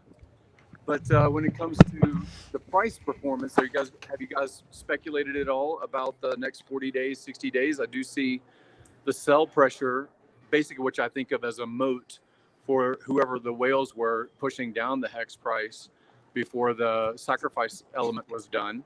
once the sacrifice element was done, obviously we've seen the price climb recently. And you got to think about the best boxers aren't a single punch KO kind of boxer. They are the 1-2 punch, the uppercut. They have basically combinations that they relay in. And some of these bigger people, because they do affect the market more, they are 1-2 punch kind of combinations, so to speak. So you saw the defense of their sacrifice, and then you saw that sacrifice be percentage-wise shrunk by the massive sacrifice, right? The 14 billion sacrifice. Yeah.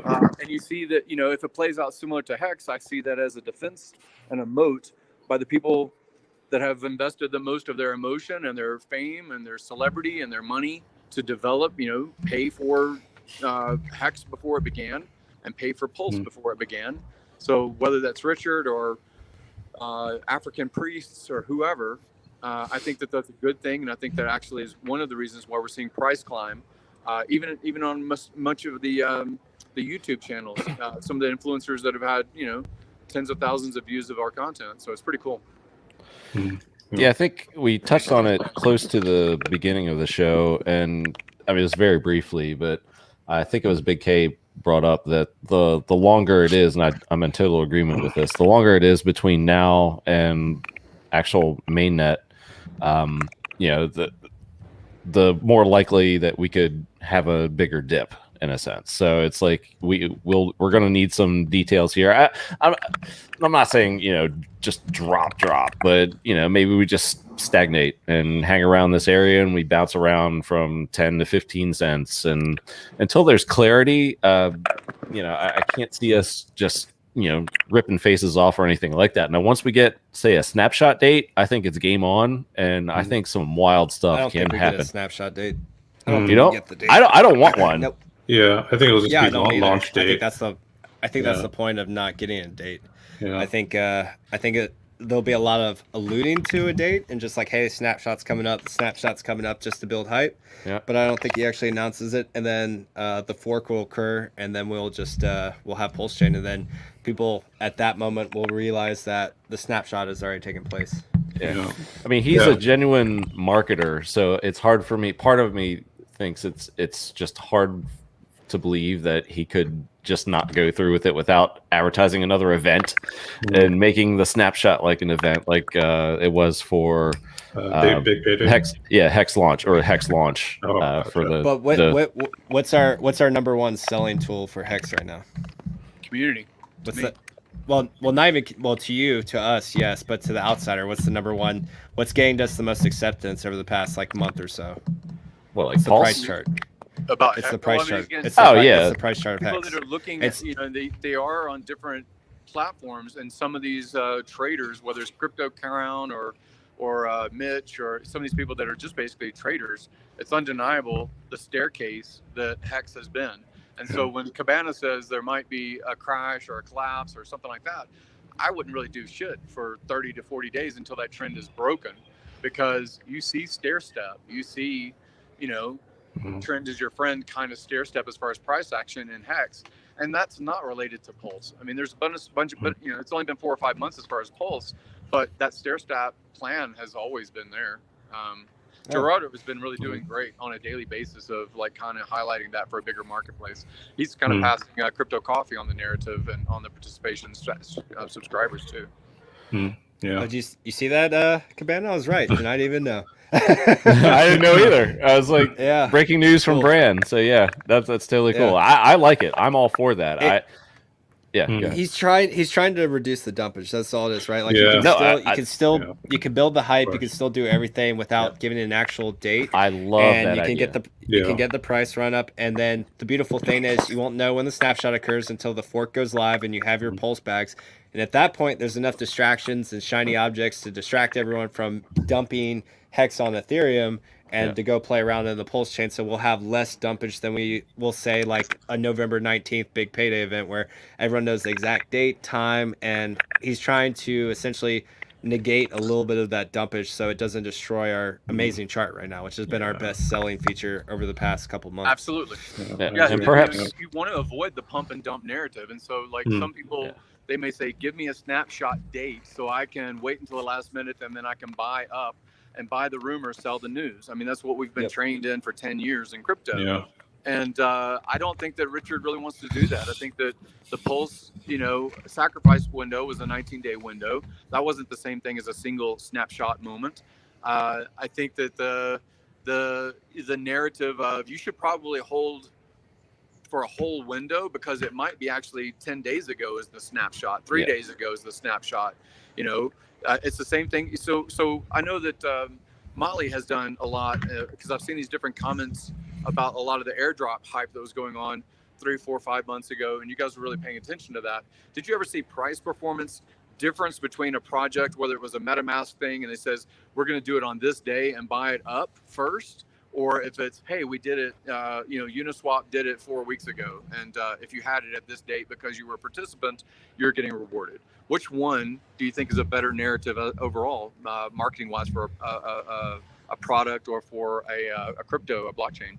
Yeah, I mean, historically, if there's a hard date for a snapshot, there is a run up. So because it can be timed. Dumping. Yeah. And I mean, I saw that with the ZK swap earlier this year. Randy put that out there, and you essentially got double of your tokens if you held it at the snapshot, and so it ran up like a solid 2, 3, 4x, and then right before the snapshot started occurring, it just started dumping, and just absolutely tanked. And so I did that one, and I did the same strategy. I bought early on, and then I sold right before the snapshot because I didn't really care about the coin. I didn't care about doubling the coin. And it was pretty easy to call just based off how other launches have been where, hey, hold this, we'll double your coins. You know a gigantic dump is incoming. And sure enough, it went down to it went from like $10, $12 down to like $1. So it was awful. You're like, yeah, you got double your coins, but now you're sitting at a dollar coin as opposed to $12. Yeah. I think the biggest thing to consider with this is how different it is before the HEX launch, because the snapshot then was of Bitcoin in your wallet. And, it's a lot harder to move that market, and it really didn't even affect, Hexkins at all. Yeah. But who is the majority of, Pulse owners this time around? It's pretty much people with a lot of HEX.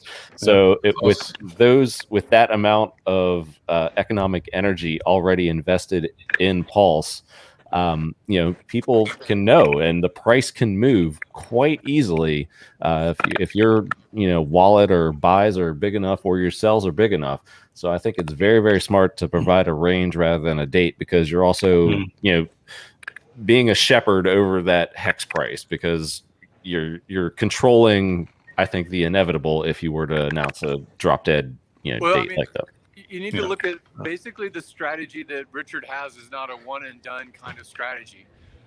A lot of us believe that, again, you had hints on just about everything he's done, whether it's been a De Beers and Diamond kind of comment on a tweet, or whether it was about 2 years ago when it says, if ETH ever becomes contentious, what would we do? Oh, we would just go to another blockchain. We would just have consensus, and we would just basically move over to a different platform as a infrastructure, right? Another thing to keep in mind is we have this this event that everyone is talking about right now, the Buzz, right? The Buzz 3 weeks ago was Sacrifice. The Buzz now is the next step, which is airdrop, or the forking moment, right? What do you think the next thing after that? Probably a week after, maybe days, but maybe a week or two after. Bridges from Ethereum. So do you think that you're really going to see people dump when bridges don't exist? No, I don't think so. I think that there'll be some people that say, hey, it ran up fast and let me pull some off. But that there's going to be another hype cycle when bridges exist. And then it's going to be, what does price discovery mean to you? It might mean something to an influencer. It might be somebody that does a stream like we do. It might be different things to different narratives. But, it comes down to that individual pressing a button and saying, I'm going to sell, or pressing a button saying, I'm going to buy, because their own narrative is going to speak to them. If without HEX or Pulse or Pulsians or any of this kind of stuff, how pissed off would the general public be about Ethereum's prices on participating on any other product, any other price? did that bother you to pay $1,000? Did it bother you to pay $50? Does it bother you to pay $20? I mean, where's your pain point when it comes to the transaction costs on Ethereum as a world computer, right? And I think we have that in stages as far as the release. Richard is a smart guy. It's very obvious. And it's not, to me, a one and done, buy it first, sell the news. We've heard so many times about falling out of the parabola because this is when Bitcoin got on CME. Falling out of the parabola because this is when Coinbase launch happened in IPO. Falling out of the parabola. Don't you think he's aware that Pulse can fall out of parabolas and HEX can fall out of parabolas? So I think he has like a millipede. Each little segment has pump a mental and stay with the course and watch your gains and look at the chart, stair stepping. That's my narrative. Mm-hmm. Yep. And just to think of that, what you were just saying there, my example that comes into my head, even though it's quite been a violent move to the upside over the course of a year and a half, in my opinion, is the HEX chart. And he's adjusted that random line once because the price went below and then above and then below for a while. But now the random line has kind of been lowered, so the price rests on that line. And it is a stair step. We have these, big steps up, and then we come back, and then we go up, and that's an exciting part about that because it has not really gone below that line at all, and that's exactly the kind of action you want to see over the long term. So it's like, yes, there's going to be these corrections. We wicked up to 22 during the first day of the SAC phase. So it's like, of course we need a breather, and people are like, oh my gosh, well we're at 13.5 cents right now. A couple months ago we were just excited to be approaching 10 cents. So it's all about perspective there as well. Yeah. Like 9 months ago we were excited to hit a penny. Yeah, exactly. Yep. A couple of questions in chat I'm just catching up on. Excuse me, maybe I missed this one. I think this is going to be one of those ones we don't know. I think Pulse will dip under 0.0001 like EOS did, where EOS dipped under the ICO price. I mean, honestly, I think it could start with more zeros in front of it than that. Yeah. Based off like the numbers I ran with how much Pulse I'm getting. Yeah. Break even, I have at least, I think, 4 zeros or 5 zeros in front. So yeah, it could start much lower than that. It's nothing that we can say Is even that a personalized close number, Motley, when you're saying to break even? Is that an individual calculation? So I just calculated just based off the USD value I put in. So I did the calculation on roughly how much Pulse I'm going to get, including the multiplier, and then just looked at the USD value that I sacked, and then I just multiplied it out to see what was the price point I needed to break even, and then I just obviously started playing with the numbers then, just every 10x and what have you. But yeah, I think for me to double my money, it was essentially four zeros in front. But I also have a pretty high multiplier as well, so that helps. Yeah. Nice. Well, my plan in the financial space, as far as the public speaking, things like that, I'm going to be doing over the next year or so, and also a lot of my real estate stuff, whether it's in collaboration or individually, is I have to deal with these bank managers. I have to deal with these approval underwriters and loan people when it comes to rolling, paying cash for a $2 to $5 million property. They close that. You have escrow agents and title agents and everybody that you have in contact with. And then, over the course of 4 to 5 months, showing a cash flow, still you're coming in contact with all these people in the financial space. You're showing an example. And then 4 to 5 months later, cash out refi based on forcing up the equity without changing the property, but you're forcing up the equity through the tenant base. And then showing that money gets restaked into a product called HEX, whether it's EHEX or PX. So my narrative and my approach to some of these people that I'm dealing with people all the time now that are simply real estate. They're Ken McElroy has over $1 billion in real estate. He has over 12,000 doors. That's like saying 12,000 apartments or 12,000.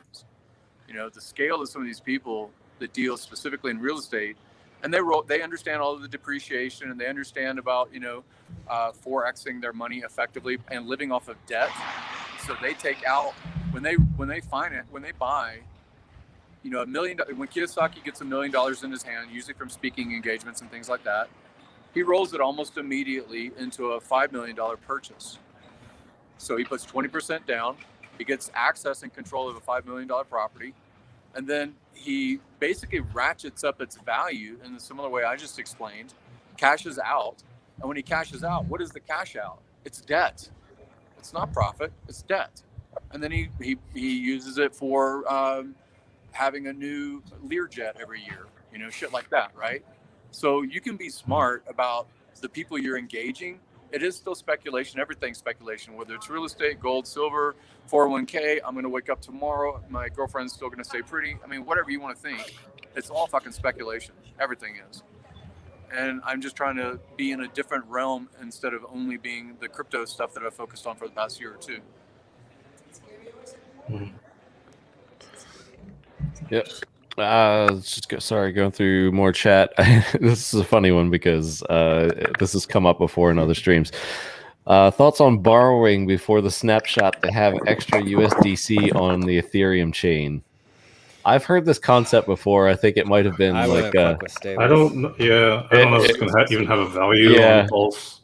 But just as a concept, like I believe it was Markable talking. It wasn't necessarily USDC, but Safe USDC. yeah, exactly. Why Safe not, USDC. why not if you believe that, why not tether? You already know it's not 1-to-1 ratio. If you already believe it hasn't broken its peg because it's 60% backed, or you know, some percent is dollar and other is crypto, whatever the crypto value is at the moment. So why would you believe USDC instead of tether if you're going to play that? You know, it's going to admin keys are going to accept it, be 1-to-1 on Pulse, and in addition to where it's already 1-to-1. If you believe in the peg doesn't matter, then I mean, I guess you're just playing the lotto then, right? If I think it's USDC, very unnecessary risk at this point. Yeah. Like, I mean, I would at not that play point, the stable game. I'd almost feel safer in HEX, and that sounds Yeah, weird. if you're going to borrow money, you might as well not just get more almost. X. 100% safer. Like, Yeah. to me, there's no question. What's going to be more? Is there more likelihood that USDC accepts the new copy on Pulse, or PHEX has a much greiter value? I think PHEX is going to win out every time. Like, well, I see that as much more inherent risk. You also have to look at what's your greatest possible potential ROI. 1x, 1-to-1 ratio with the Ethereum USDC. You know, a percentage of 1x. I mean, I just don't understand why you're in crypto if you're looking at 1x. I mean, I can get if you're lucky, if you're lucky, something that's collateralized. What the fuck? Yeah, if you're lucky, it's gonna be less than. I would be very willing to bet that's gonna be less than a 1x. It's not gonna be that's what I'm pegged to saying. a Your dollar. greatest possible. Yeah. If everything works out great and everybody says yes, you were so fucking smart. You took out $100,000. You only paid this amount in interest or closing costs to get $100,000. Was collateralized or whatever, short-term APR, whatever, and then you put $100,000 in so that you could make $10,000 if it's 10% of a dollar. Awful strategy. $100,000 if it home runs, and 3 months later, Coinbase says, "Oh yeah, thank you so much for expanding our pool of users," and it's not the same users we already had, on the other system. I don't know. I don't like all that stuff. If I were going to speculate about a quote unquote stable coin, I would do it around something that has a community. USDC and Tether to me are not fucking communities. Yes, they're high volume and they're used, but I don't think there's a Telegram group about USDC only fucking maximalists. That's what I was saying. I feel better about HEX on this chain, PulseChain. Yeah. And you might be surprised. I think that there might be a stable coin that has, some founder that we might know before too long. Dai has its narrative. It says, it's an Ethereum kind of, auto balancing stable coin thing or whatever. So I don't know. I would take out debt and put myself at some kind of collateralized risk. Not for a stable coin. I don't know. I don't really think it's worth it. And really, I guess you still have your USD, but it's just like, oh, well, will it work on the other one? And it's like, well, why not just get HEX? Because I think there's almost more, I hate to use the word certainty, but that's most likely going to work more higher odds on the other chain than your USD. All right. I would say so. Scotty does know he was on last week with John Wick. It was an awesome happy hour. So he's resurrecting this point. I cannot disagree more on the whole HEX snap or not announcing a snapshot date. People have their HEX stacks, hope it will be staking HEX if they need to be notified beforehand of a fork. So I don't understand what the point he was trying to make there, because you don't need to know the snapshot date. Like, what is he trying to say that there, like, he needs to know the snapshot date for? Like, if maybe I'm just like planning a on buying particular date and time, like 7 Why? p.m. Why does he need it though? Let's right? ask Like, him. Scotty does you- know. you- Ask yeah, him. Scotty, Doesn't let's make any sense. don't. Yeah, because if you're if you're gonna buy more HEX, buy more HEX. If you're gonna stake more HEX, stake more HEX. If you're gonna keep it liquid, keep it liquid. But either way, you're gonna get a copy. So the date and time is not relevant to me. and just besides hold the it fact- over 2 weeks. But maybe he's thinking of that one moment in time to where it's like, oh, this is a big event. Get the rush in for 24 hours, 23 hours, 22 hours, and then Yeah. 10 seconds left. That's then- someone that's looking to pull the handle in a Vegas slot machine. They're just saying, hey, if I just do this pull at the right time, I'm gonna get the jackpot. Versus the narrative that has worked most asset classes of investing. You hear all the time, hey, you know, there's only like 8 days in the stock market where you made all of your fucking gains, and then, you know, the rest of it was about the same or plateau or, you know, whatever. Or in real estate, oh, when you were invested and actually in the market, it's 8 to 10 days, and that's where you made all your money. I think that's what he's trying to hit. But the thing is, you don't know what those fucking days are. You don't know that run up time. I think what he's trying to do is say as a timing issue. And what my narrative earlier was, it's a staircase.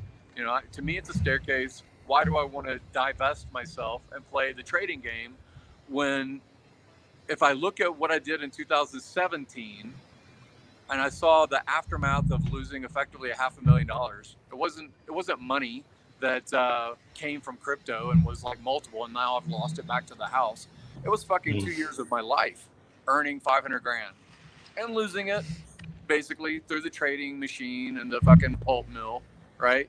And then I look at basically since 2019, I've never seen or heard anything that was harmful from Richard or from the community as in one, logical to my brain, and play out on the chart and fit the narrative of trading bad, holding good. Who makes fucking money in crypto? The founders and the holders. So I'm just sticking on that path. I'm just looking at other ways to leverage assets in other areas, or intellectual property, develop intellectual property, or build relationships with people outside of crypto more than I ever have before. And that's where I'm really trying to 10x the community and 10x the value. J-Ra, should I have a ratio of stacked and liquid HEX? Is there an advantage to have one or the other? Thanks. Well, I mean, that to me just sounds like you're trying to time a snapshot. So if you're just, if it were me, I'd just go about my business, and if I want some short stakes, I make some short stakes. If I make some medium stakes, cool. If I make some long-term stakes, awesome. I get copies of all those. But if you're trying to like just play around with the date and be like, oh, okay, October 1st is a snapshot date. I'm going to hold or have my stakes, you know, due because I need money on the 5th or the 10th. What if the, you know, snapshot, you know, launch, all that stuff isn't until the 15th, November next year? You know, it's just how much of a game is it really worth playing? Yeah, the biggest thing, J-Raw, is just like, if you keep it liquid, you're losing out on interest. That's all it is. So, I mean, if you plan to sell or The you need T-share. to sell or what have you in the short term, then yes, allocate a certain portion of it. But, I mean, if you're here to get the yield, get the mad gains, your best way of realizing that's going to be staking. So, I mean, again, it's just a personal question, like Cabana was saying. You got to, depending on what you're trying to do over the next weeks, years, weeks, months, years, whatever. It's up to you, but just realize anything that you keep illiquid or keeping liquid, you're not going to be earning yield on. You're not going to be earning interest on. T-share price still only goes up. Yeah, Briz just echoes that point. The only benefit of keeping it liquid is that you can sell anytime, but you dilute yourself by not earning interest. Yep. And there's a lot of good videos detailed about this. Big Kahuna hanging around. Thank you. No Thank request you. again. I was waiting for a Feel free Vince. to say something. I was waiting for a Vince song request, but did not get it. So we will hold out hope. Scotty, I was gonna say Scotty's back. Yeah, I'm driving Scotty right says now, but this Richard point has been announced 1 to answered 2 even by days. Richard. Fork date will be announced 1 to 2 days before. Right, but that's not. Oh, fork date. You and Brand have conflicting information, Yeah. so I don't know. I'll have to go check the last stream and see what's up. All right, debate. Get both of them on here, Scotty and Brandon, or give me a timestamp. Somebody in chat, and we'll look it up Yeah, together. what interview is it? Is this the second part of the mainstream interview? Was that his last one, or is he done one after that? No, Has he I done think one I've after seen that? this, but the way I took it, it wasn't an exact time, but their interpretation of range might be What a couple days. what stream was it? Was it it was the one that was broken up into 2 parts? Might have been the first Kiko, but I'm not sure. I don't know. God dang it. I know. I need to go see it. Help us out, chat. Pulse Talk, what's up on the HEX, or as we're calling it here, HEX and PHEX Hex and dynamic? PHEX. The least thought about scenario has a high chance of happening. Well, that happens in a lot of markets, right? Yeah. Good night, it's guys. called not giving away the alpha. Not on stream. Yeah. All right. Scotty says it has to be announced. I can't explain this shitty texting because he's texting and driving. So, hey, you're safe, Scotty. Text to speech. Have to come on this shit. Has to be, huh? Bold statement. All right. I'm curious why. I can't think of a reason why it has to be announced. Yeah, we touched on it last week, but I don't think there's. Yeah, I don't think there's an exact time. Like I don't think there should be a date. We lost Jim, obviously, but I'm curious to why it has to be announced. You have a fan, Motley. Great ideas for Smash. I'd like to talk to you about it. Yeah, man, for sure. Hit me up. Yeah, a couple of us are working on some other different projects, but yeah, hit me up. Freddie quotes, he said there would be advanced notice of Snapshot. Yeah, but that I think we're all talking still like not an exact Could be time. a window. Yeah, just But maybe the window is range. only a couple days because your Freddie, Hexlence is saying Brand's right. I believe Brand's Scotty's right. So it's like, Can any of you guys, Freddie, your Hexlence, anyone give me the actual freaking stream so I can go watch this and figure this out for myself? yeah, and throw me a timestamp. Let me go back and take a look. He's mentioned both before, but most recently God said damn that it, there no, would it's be a gonna do this. range. Yeah, I agree with the avoiding. I think Brand. politically. Yeah. To me, it would Brand's just right make because that's what I was saying. So yeah, it would just make My sense vote's for because if he announces an exact date and time, then you it's can, just going to cause like Freddie, another big payday style dump. So yeah, we were talking about it earlier, Freddie. You can announce a range of the snapshot and still get your price bump. It's just fine. Yeah. Just because look, just like when he announced PulseChain, it's like, hey guys, PulseChain sacrifice phase is in 7 days, and what happened there? Like 2 months later, and we had one of the best hex pumps we've ever had. Like it's the same theory. You don't need an exact date to pump the price up. I agree. T-shares think it was right. 24 hours SAC left. He said he would tell us. Okay. So, yeah, it goes back to the point. I'll just reiterate it. It's unlike the Hex launch to where who cares about what the Bitcoin, how much Bitcoin was in your wallet this time. There's so many Hexkin investors in Pulse that either if you're in or you're out of it, those who aren't even in Hex would see that and can move the Hex price rather easily, and get in, get out, and would just throw the price and chart, totally out of whack. Now the run up would be awesome, but then there's also another side to that. And if you want to endure, go ahead, stake it out and just forget it, like Johnny Chaos, and sit back, put your feet up, and not even care. It's all right. Richard is going to email Brizology and let him know personally, so he'll relay it all to us. Excellent, thank you. All right, so we're all squared away. Tobalarus, I think September 31st, right? Exactly, and February 30th. Yeah. Yeah, Brandon's looking for the evidence. What happens at Snapshot? Anyone care to answer that? Basically, the it's a state of Ethereum will be copied over, and then the two Ethereum and PulseChain will then become a thing, and everything will be copied over at that point. so you will want to have pretty much not Bitcoin and other non-ERC20s. Yep. They're sitting in your wallet, and you could get glorious copies of them. And then another part, Bob, is which coins could do well on Pulse, because those are probably the ones that you would want to have in that wallet. So, HEX. yep. Well, Keep it simple.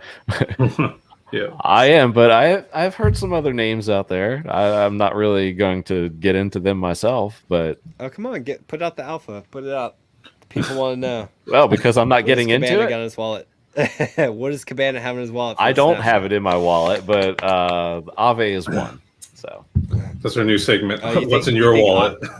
Yeah, what's in your wallet? Where's the ETH go, and what's in your wallet? what is it? Capital One. Capital One. Yeah. Has there been talks of Aave accepting the Pulse version, or I haven't heard anything. I have not heard it. I just think because I mean Aave's not going to work unless they come over and build a front end. and it's all that. pure speculation. But you know, just wondering if you got any like good any good juice. Oh, looks like Brian has uh-oh. Oh, are we gonna watch this live? Let's watch this live and find out. Yeah, who's you all right. chat it up and let me find it first. So yeah. Well, I mean, he should have timestamped it. It looks like it includes the timestamp. Yep. So yeah. See if Brand's right or Scotty knows who's gonna be right. Bet some HEX on this. Yeah, I think Brand's right. I don't think he gives us an actual date. And Motley, let me know after the point has been made, because I can't hear the audio. Oh, okay. Like last time. Just we like lost Jim flashing again. hand signals. Weird. There we go. Yeah, pay attention, Vince, in case my brain's not working this late. I'll try. No audio. What? Can't hear anything. No audio. Make sure it's turned up on Did the you click video the itself share audio and the thing? share audio button. Don't be a scrub. I did that. I think I had YouTube muted. So let me try it again. Okay. Yeah. Derp. Derp to derp. Round 2. Brazology is saying the timestamp doesn't work, so that's not good. Let's see. That would be bad. All right, send me one with the timestamp, guys, and then I'll pull it up. Well, I mean, try it. It is Briz, so he could be wrong. Ouch. Sorry, Briz. Let me see.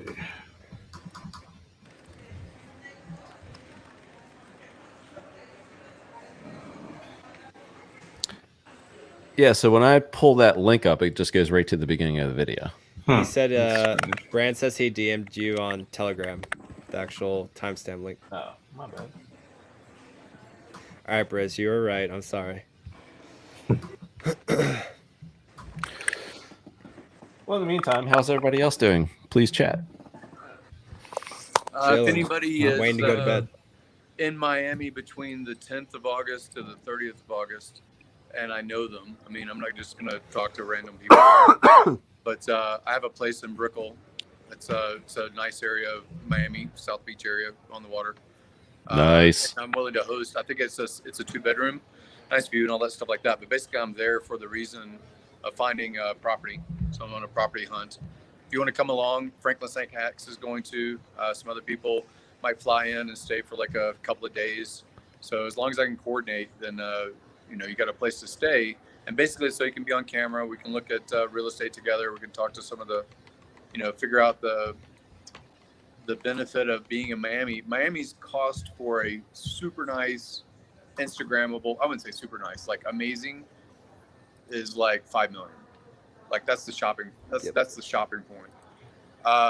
The price in Medellin, Colombia, for amazing penthouse, best area of town, terrific. I mean, it's 7 or 8 million population, so you still have, dark sides to every city, and Colombia has had that history in the past, 20, 30 years ago when Pablo was running things.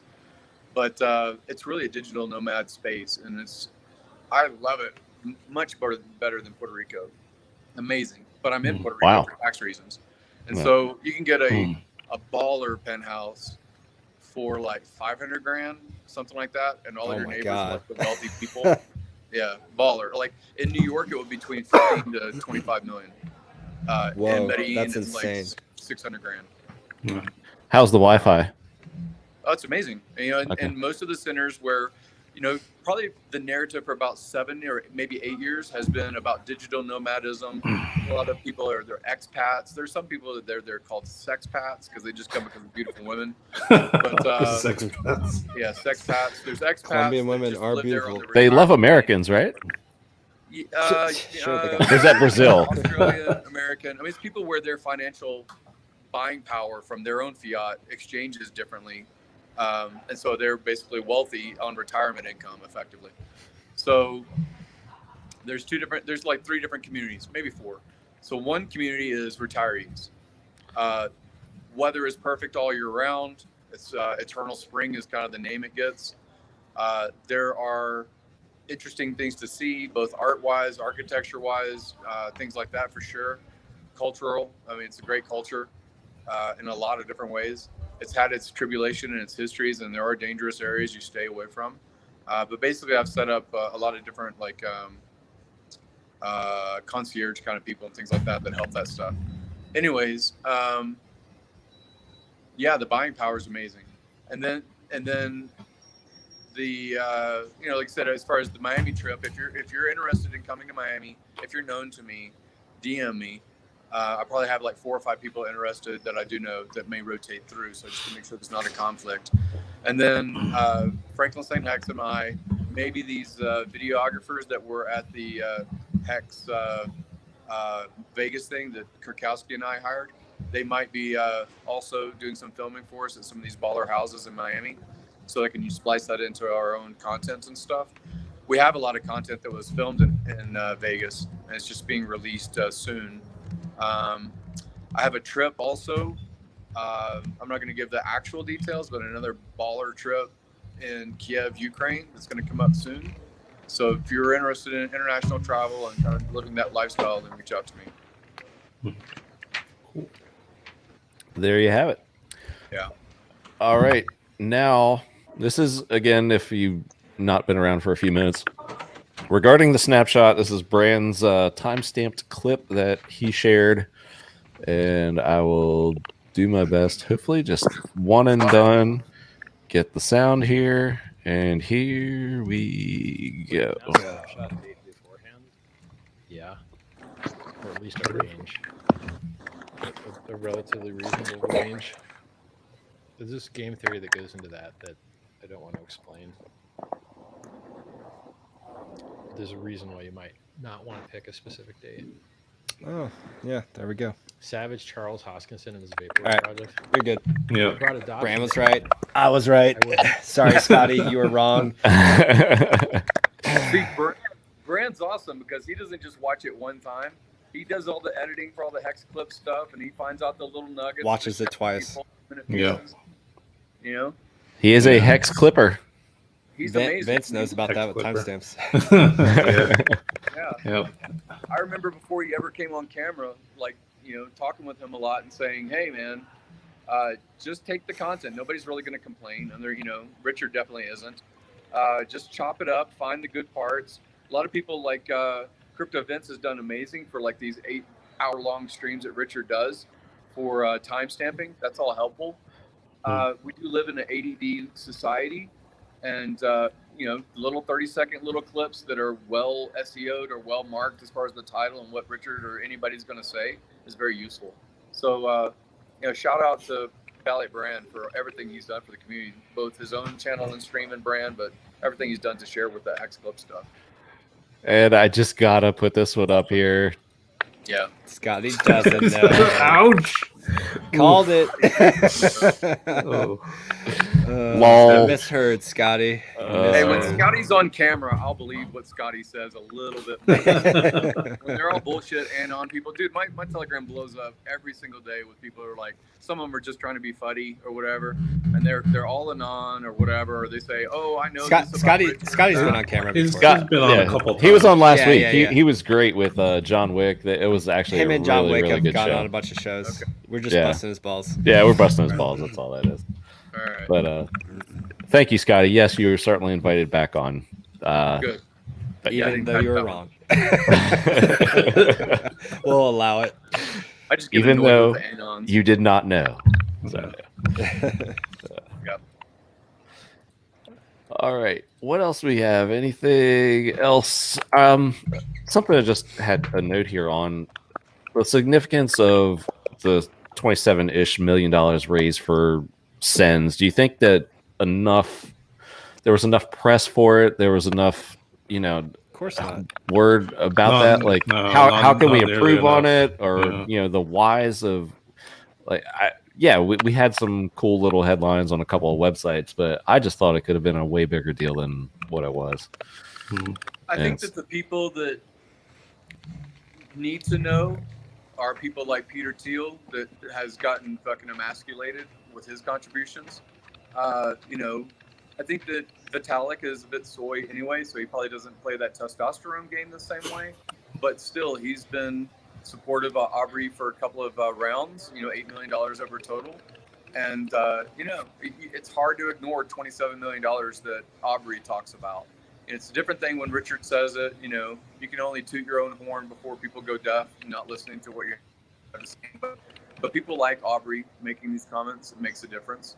Mhm. So I don't think the average crypto pleb needs, and they don't give a shit really about sins or not, the average pleb. But I do think that the people that could bring, if not their own money, Micro Saylor used to hate Bitcoin, and now he loves it, and he brings hundreds of millions of dollars to it, billions of dollars to it.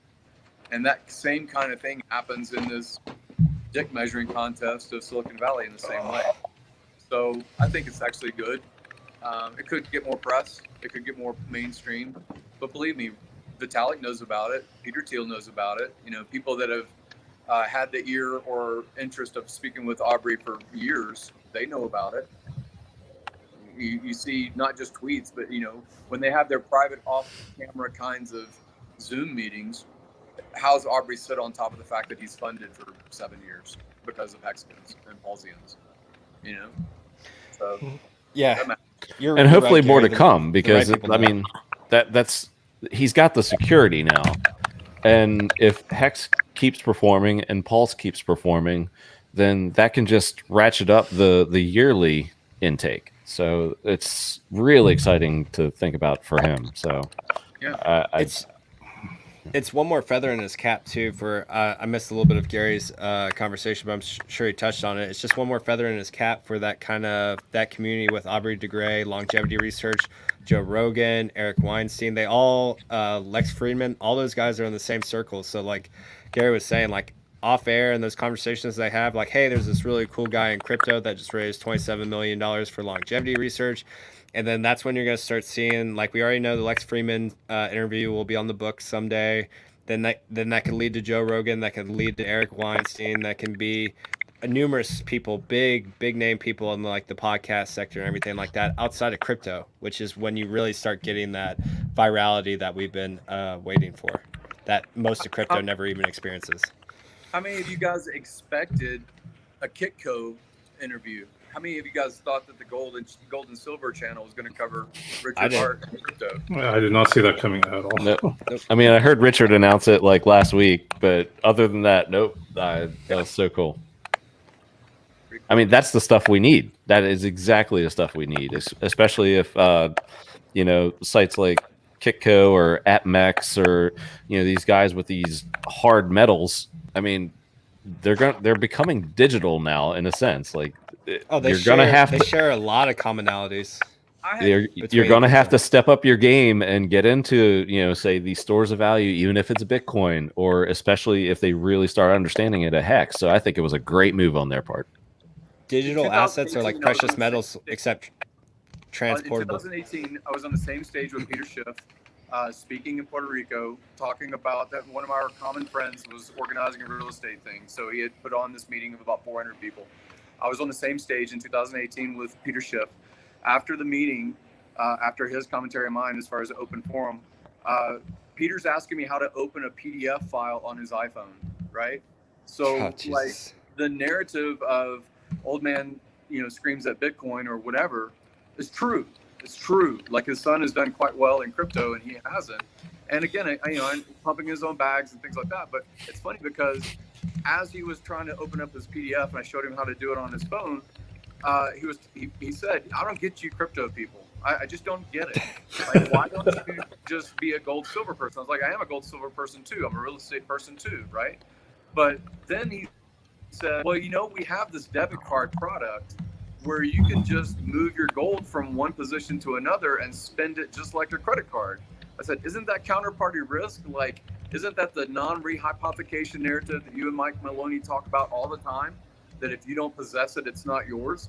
What the fuck, dude?" So the digital narrative for any kind of asset is taking root because even Peter Schiff is like, "Use my debit card to spend your gold." What the fuck? Anyway. Nice. Couple more notes before we close the show. So the big event, I guess, was the OA or addresses to, believed to have ties to the OA. The overall percentage of HEX that was supplied, this is taking into account everything, ended up being 17.4% ish. In the ballpark of what some were thinking. I know John Wick was all over it. Vince was in agreement that this was going to happen. Yeah. Oh, hold on. John Wick was off by like 2.2x, so don't give him too much credit. He's So I didn't even he was bother like- calling a number. It was like 6 billion. It was 14. we're just talking the OA in general, but yeah. So knew it was I going mean, to happen. I'm pretty sure Yeah. we all thought the OA was going Yeah. to make another De Beers situation. It worked for HEX, why not for Pulse? Yeah.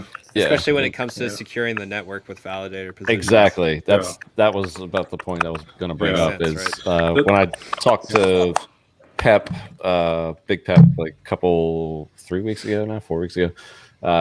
This is one of the big points that we discussed, and it was the point of the validators. You nailed it, Motley. Is like get 17, 18, 19, all of them, whatever. As long as you have that, we are in good hands, right?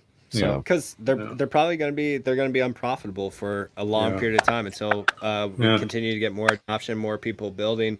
Those fees are not going to be enough. So you need someone who has diamond hands and who has a war chest that can float that for the next 6 months to a year as we acquire more developers, more people building on PulseChain. Yeah. Might as well have OA eat that loss. Yep. The one thing that really surprised me was there were a lot of like longtime Hexicans that were kind of like unhappy about the OA. And yeah, it just, I don't know, it kind of pissed me off a little bit because it's like, we all sat through big payday and it's just the same thing over again. And we owe, the amazing performance of HEX to what the OA did, including everything they did on big paydays. And we talked about this last week. It's short-term sacrifice for long-term gain. It was the exact same thing with big payday. It's like, all right, just deal with it now, guys. Chill and delay gratification yet again. It wasn't even quite similar to the big payday because the way this sacrifice phase was arranged, people that sacrificed a good amount of money, they were still protected during the multiplier phase because there was a volume phase where you could get your multiplier, and then the last 3 days were flat. And the OA, I guarantee you, had that in mind for that period of time, so it doesn't affect anyone's multiplier bonus. So yes, it's going to get the largest supply of tokens, but you, the person who sacrificed a certain amount of USD, you're going to get your multiplier still. You didn't have to worry about the OA coming out and diluting you. it's going to dilute you in the total supply, but you're still going to get your multiplier that you earned based off the USD value that you sacrifice. And guess what? You've already seen the model work with Hex. Hex turned into De Beers diamonds. It's going to be the same damn way with Pulse. So like, why would you be upset about your Pulse going to be worth? And guess what? Most of you guys were able to invest a shit ton more money into Pulse than you did for Hex. So guess what? The kind of returns you're going to get on that when we do a 5x, a 10x, a 20x, a 100x, it's going to be magnitudes more than when you did with Hex. Because I guarantee you guys did not come in with as much investment as you did back in the day with Hex in the start. So I am a fan of having more De Beers diamonds when it comes to Pulse, 100%. Follow-up question instantly from Timmer2. Will projects be hesitant to build on Pulse knowing that the OA is such a large amount of Pulse and that the risk that goes with trusting one entity not to do something to hurt the chain? This all goes back to, what if, Elon sells all his shares or Bezos sells everything, or Ethereum look at Hex Foundation for your example, right? Ethereum Foundation dumps on their users' heads every year. At the highs. Every bull cycle, they make the local top. Make the top, yeah. And some reason, no one ever calls that out or calls any fault to it whatsoever. Meanwhile, the OA's gone flawless without touching a single damn thing. I think it's going to be a little bit different Pulse. Richard already made the caveat of it can do whatever it wants with 1%. But for the most part, the OA's not going to sell hardly anything. Meanwhile, you have stuff like the main chain of Ethereum dumping on its users' heads every time and making the new local top. So I don't think that's Ripple going to be dumps XRP on their holders too. Exactly. Every month. I think we talked about it earlier. I think the biggest thing faced us with issues with adoption of PulseChain is honestly just the community just being too hostile and attacking for no reason. I think that would be a much bigger issue than their fear of OA having a centralized for sure majority of the coins. I agree. What's his name? Was it Jeb McCaleb? He gets I don't know how many million of Ripple, but I thought he was required to sell that when he got it, or whatever it is. So it's just these dumps are coming in Ripple, and anyway, Ripple slam dunks. Right on their users' heads. Staggering stat is the 1,200 Fed donation per person if invested in Hex, worth over 300K. Wow, is that serious? That's amazing. Yeah, I think Richard retweets that every now and then. And, I know who runs. I know who runs that count. I don't know if he wants the public. I think I know too. No, but that's absolutely amazing. I didn't realize those. Is that real? Is it really that much now? That is. I know it's up there. I don't know if is it that. Yeah. And I think that's not even including staking and big payday. If that's the case, that's absolutely wild. Yeah. Shows you how far we've come. Hey, Briz. How you doing? Doxing himself. There we go. Yeah, all right. He is doxed. Bizology runs it, everyone, if you couldn't tell. Hey, Susan, what's going on? I guess you are an hour behind or so. Tequila. We got So when you get an hour ahead, I'm still whiskey and 0 calorie cola. Nice. Yes. What else we have to finish up here? All right, last point.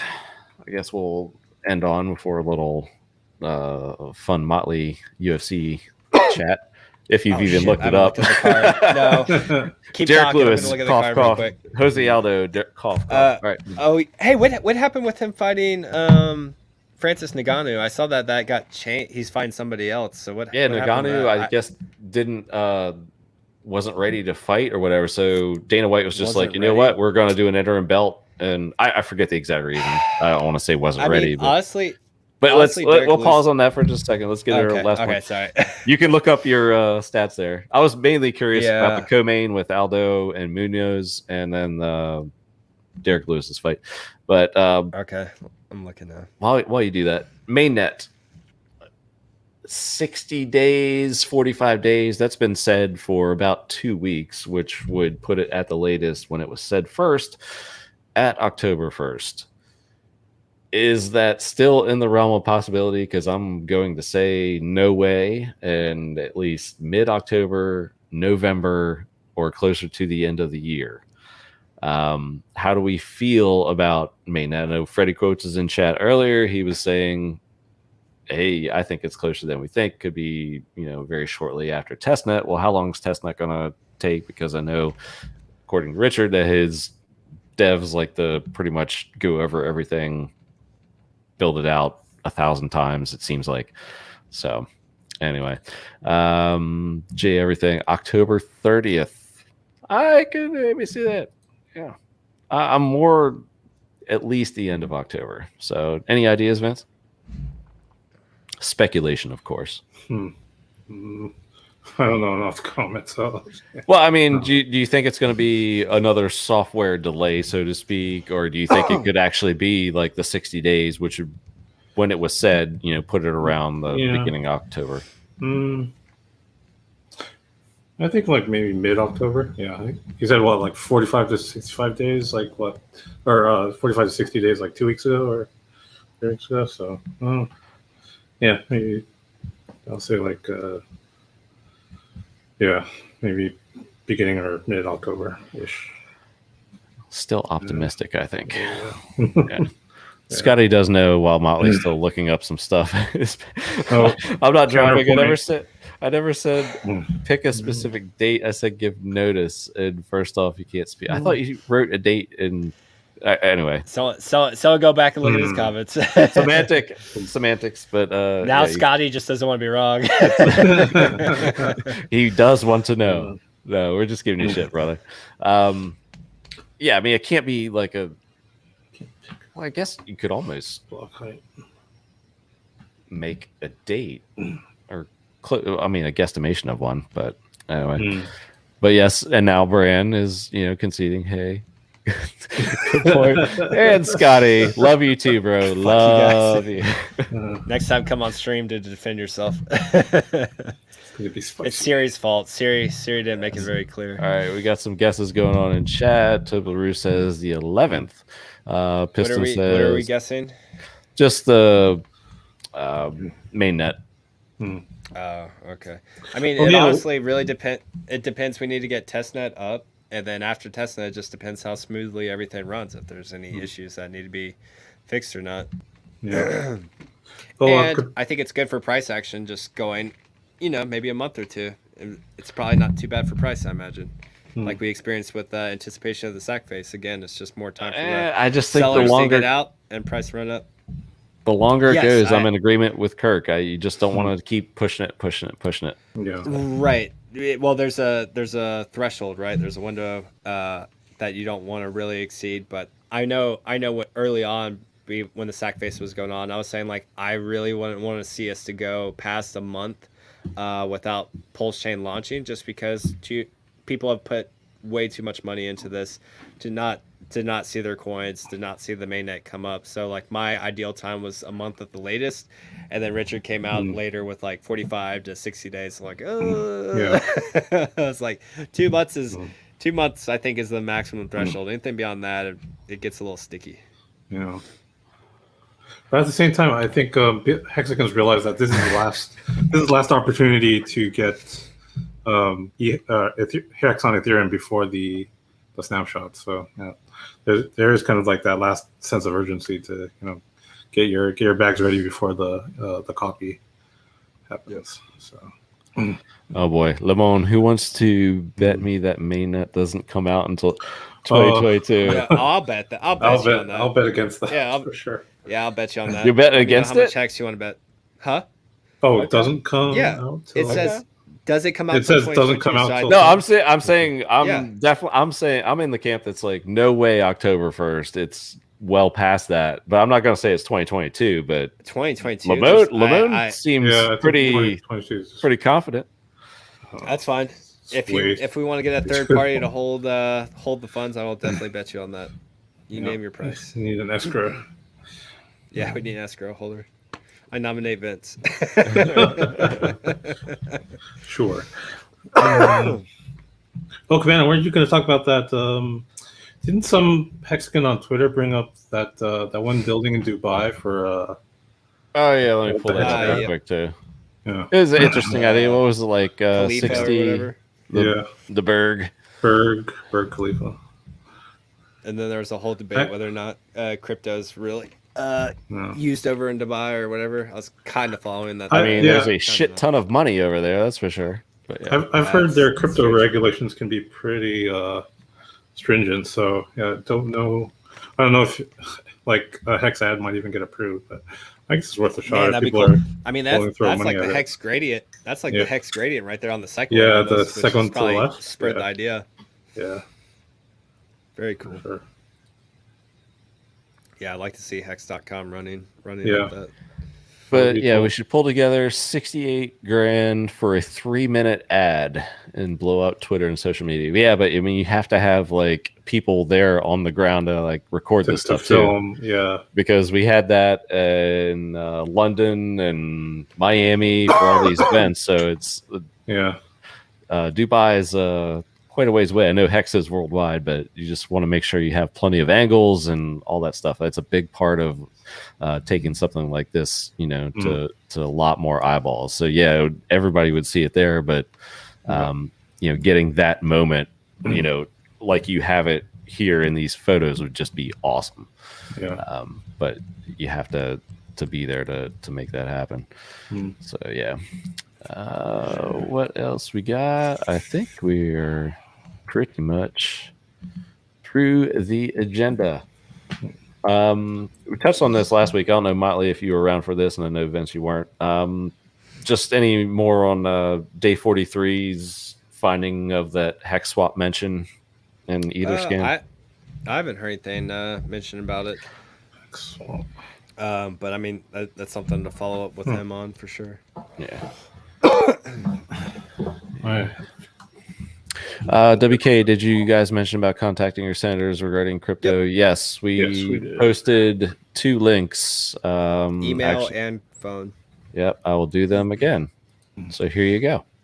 Hey, Toby. Well, I lied. I have the phone. The email. Yeah, the email is right at the beginning of the chat. But here you go with, I will put call to be clear. Yeah, that form I posted earlier was also easy if you don't like talking to people. It was a con-based form. And Kalispera Motley. Yeah. He's trying to get me to go out there and visit one of his buddies. I'm going out to Fira tomorrow, and then I'm going to do there's this big trail from Fira to Oia where I stay. So we're going to take the bus to Fira, hang out in Fira for the day, and then walk back. It's like a 6-mile trail along the cliffside. So we're going to do that tomorrow is the plan. And then maybe the day after I'll go out there and try to see his buddy. I'm getting to it, Toby. I'm getting to it. I'm just getting over being sick. So slowly but surely. Word. Brazology says something we all don't want. Launch date March 3/6/69. Way too long. Thank you, Hex19. Appreciate that. All right, Motley, as we tend to close out on big UFC weekends, I guess you're not getting the fight over there, or will you find a place to watch? What? So I guess it's Saturday for me already. Yeah, I don't know how they do, if they do fights over here or not. Worst case, I can just do a pirate stream. So I'll probably do that if I'm around. I just gotta look at it. So I'll try to watch it. This is a good card, so I'd be about it. I'm kind of bummed that Francis Ngannou isn't fighting Derek Lewis. Honestly, I think Francis Ngannou might be a little bit afraid because their last fight was awful because they both have insane power that it really doesn't matter if either one lands a clean shot, they're just going to get knocked out. So it's very dangerous for both, and thus it ended up being one of the most boring fights I think in UFC history. I think they threw like a total of like less than 5 punches. It was insane. And maybe that's why Dana White's patience was so small with this, because he was just like, all right, you don't want to fight? That's it. I'm doing an interim.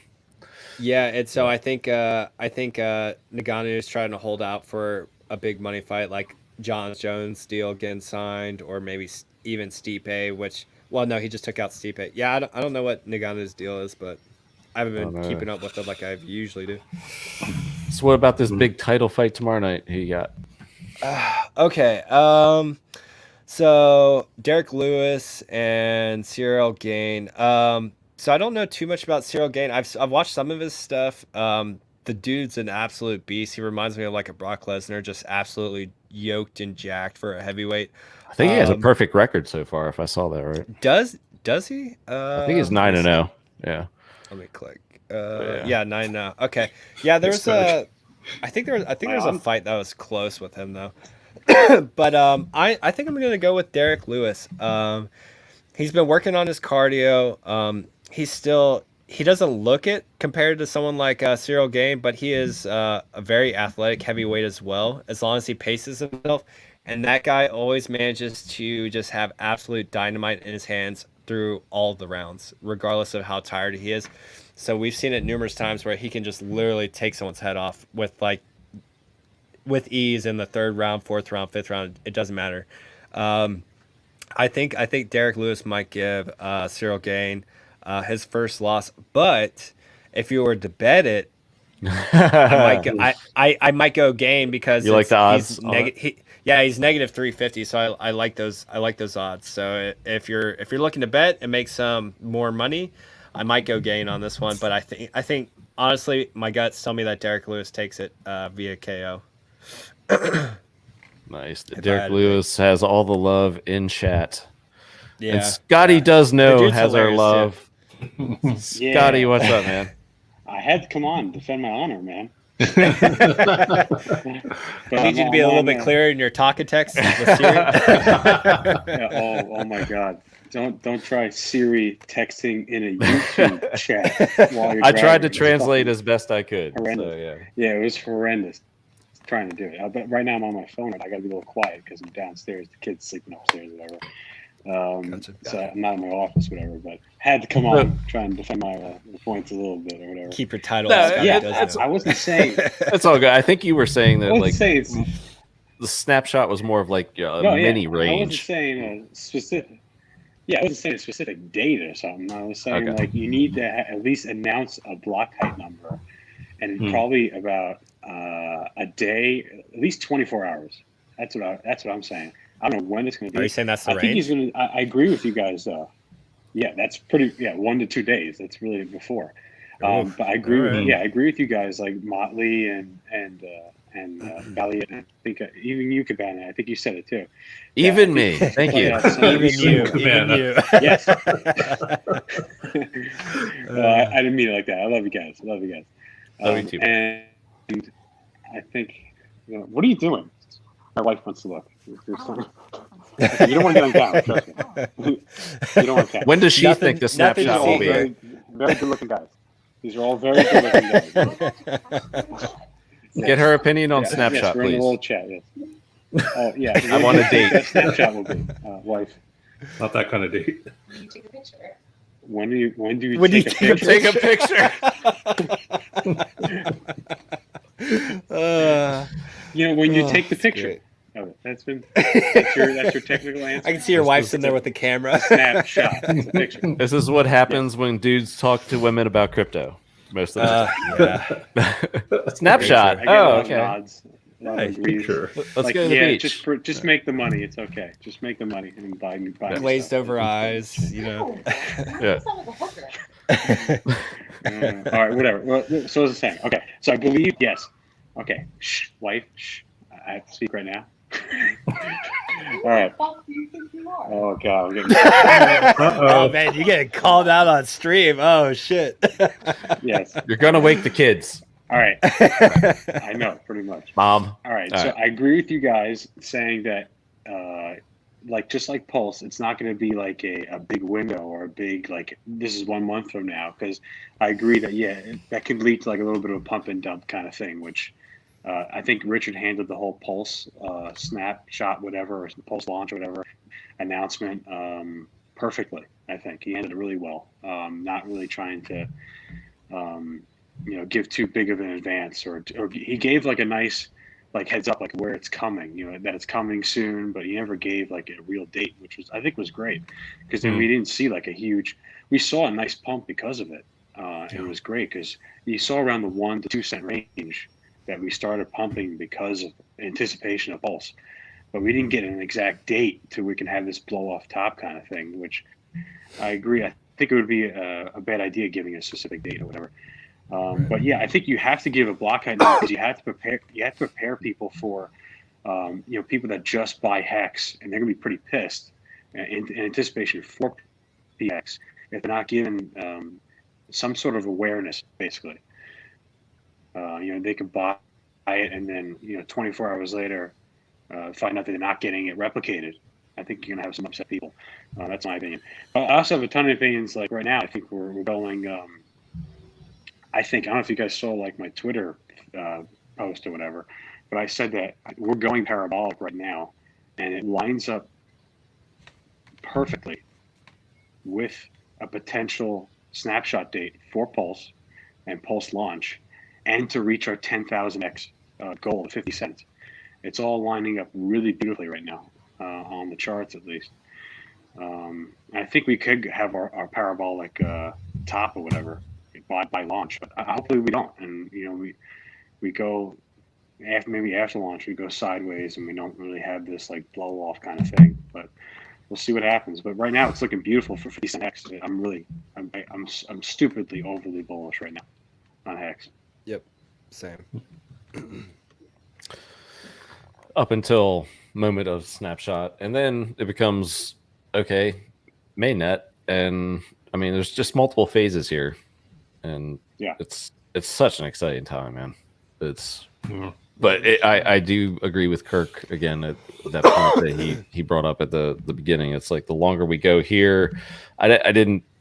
Maybe it was a poor choice of words when Gary was on, but I didn't mean like a dump or anything like that. I just think like we'll stagnate, and it's just going to take us longer to move until we get some certainty of, testnet's up. Oh, okay, now we could have the snapshot window. Then we start talking, because I think then the gold rush, the final gold rush, really is on. So, yeah. Anything else there, Motley? You looking up Jose Aldo odds? I mean, Munoz is just he's just a beast. Just well, fuck. I don't know on this one. I'm unprepared for this one. I can't give good betting advice this card, because this is tough. Aldo was on an awful losing streak. He lost like his last 3. I think he finally won. 1-1 by unanimous decision.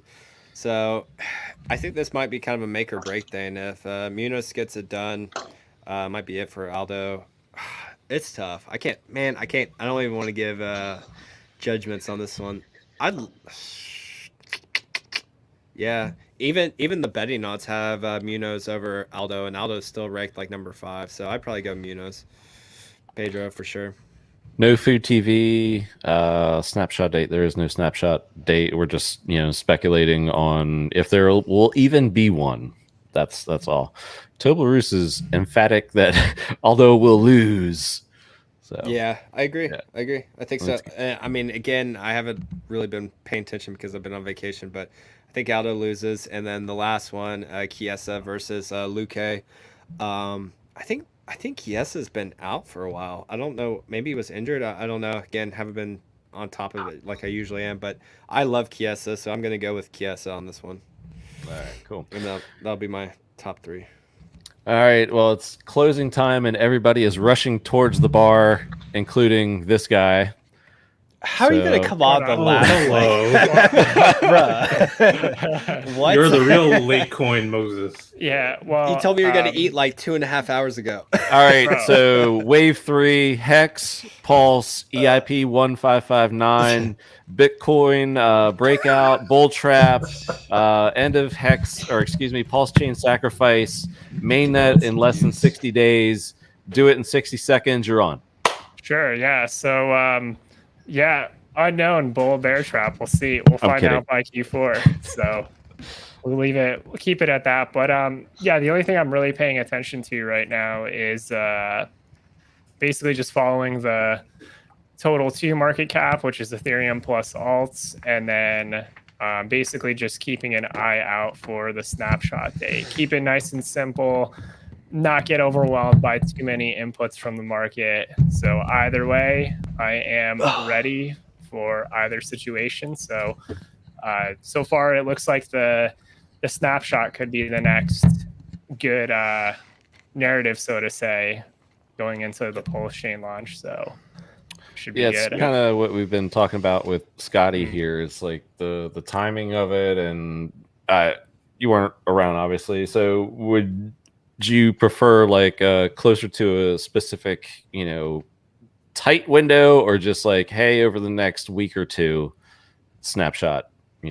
Just personal preference. I would personally like something that's kind of drawn out a little bit more, because generally if you have a longer buildup, it's better for price versus having a short snapshot window. And it looks like at least the first milestone will be the public testnet, and then after the public testnet, there's of course the mainnet launch. So I would say, I'm keeping the expectations pretty reasonable. I'm first just waiting to see when Richard announces the public testnet, and then after the public testnet is announced, I'll start to speculate as to when the mainnet launch can be. And just to be clear, that any speculation on that is speculation. Richard ultimately has a much better gauge as far as the timing. But yeah, first things first. First, we'll take it one step at a time and see when Richard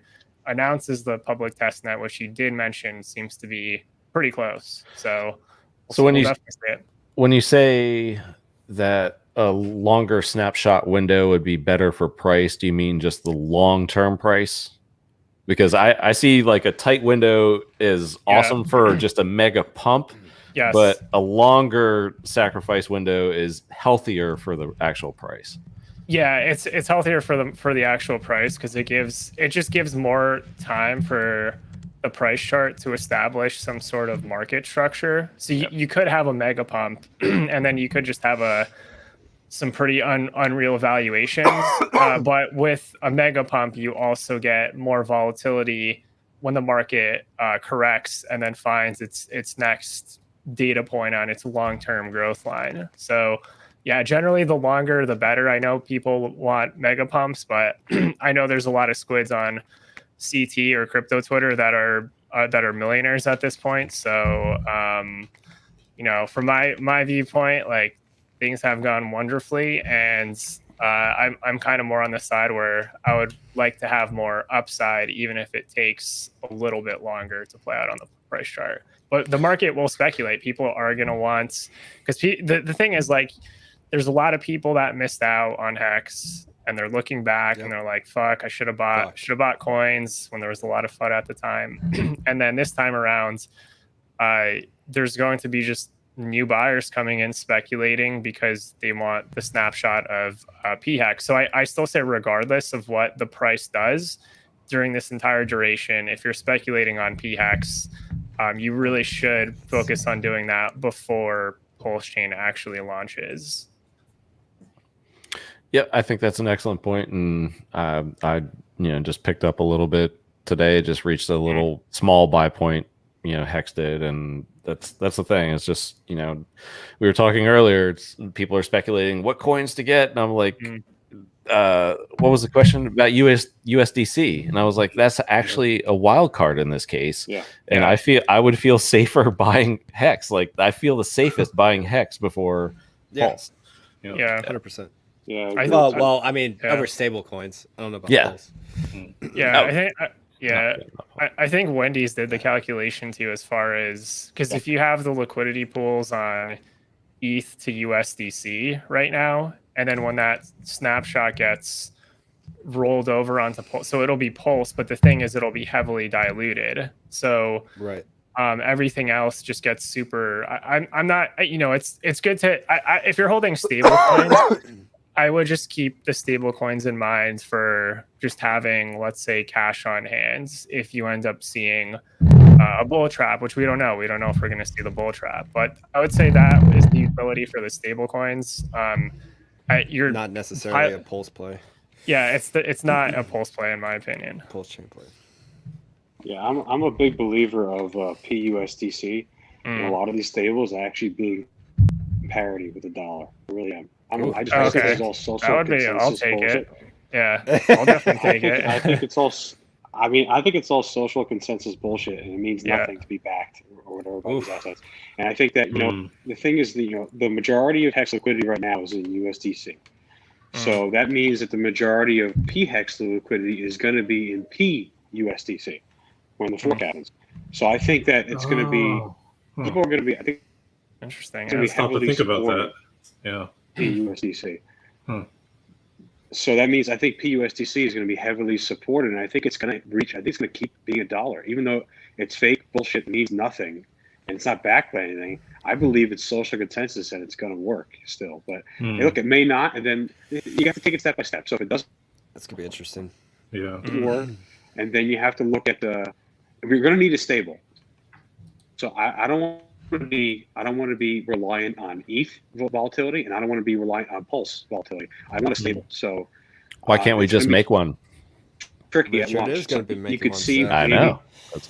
Well, yeah, that's what he wants to make one. I agree, but I be ready by launch. That's what I think, at least. But we'll see. But if not, then I think we should look towards maybe being more in PDI, because I think if you had to choose a stablecoin, I think a P stablecoin to succeed, I think PDI is your best chance of possibly succeeding, because it's not as like admin key-ish or whatever, because there is no admin keys for that. So we'll see what happens. But I think it's all social consensus bullshit, in my opinion. We'll see. Hey, Joaquin, no, the sacrifice phase has ended, so please do not sacrifice anything to any addresses that you see. That phase has ended, so don't get scammed or anything like that. So yeah, we're waiting on the actual launch of, well, first testnet and then mainnet. So yeah, but yeah, do not sacrifice any Pulse addresses that even claim that they are still accepting. Please don't do that. And I agree with you guys too. Like, I think the longer this drags out, I think the better shot you have, like $1 hex instead of like 50-cent hex or something like that before the fork. So I agree that I would like this to be dragged out a little bit longer, because the longer it's dragged out, the higher the targets can be. I think too. I agree. I'm in agreement there also. You're talking long-term target, right? Because I think the longer it's dragged out, like say if it's like a month from now and it's still 60 days away, I don't think we're anywhere near $1, and I think we're still here, or maybe even below where we're at, because there's just uncertainty. So I mean, if he's not going to announce the snapshot, I don't date, think that's going to happen. Still going to have people buying HEX. I think we see a steady rise over the next month or so, depending on. Well, right now we're retesting the bull flag right now. Yep. We're basically retesting it and holding it. So I think that we're at least going to be at this level or higher from here on out. I think, at least. That's why I had a couple small buys in there today, just because exactly what you're talking about, Scott. That's a nice little level, and who cares? I can hold it for the snapshot and whatever. At the worst case, oops.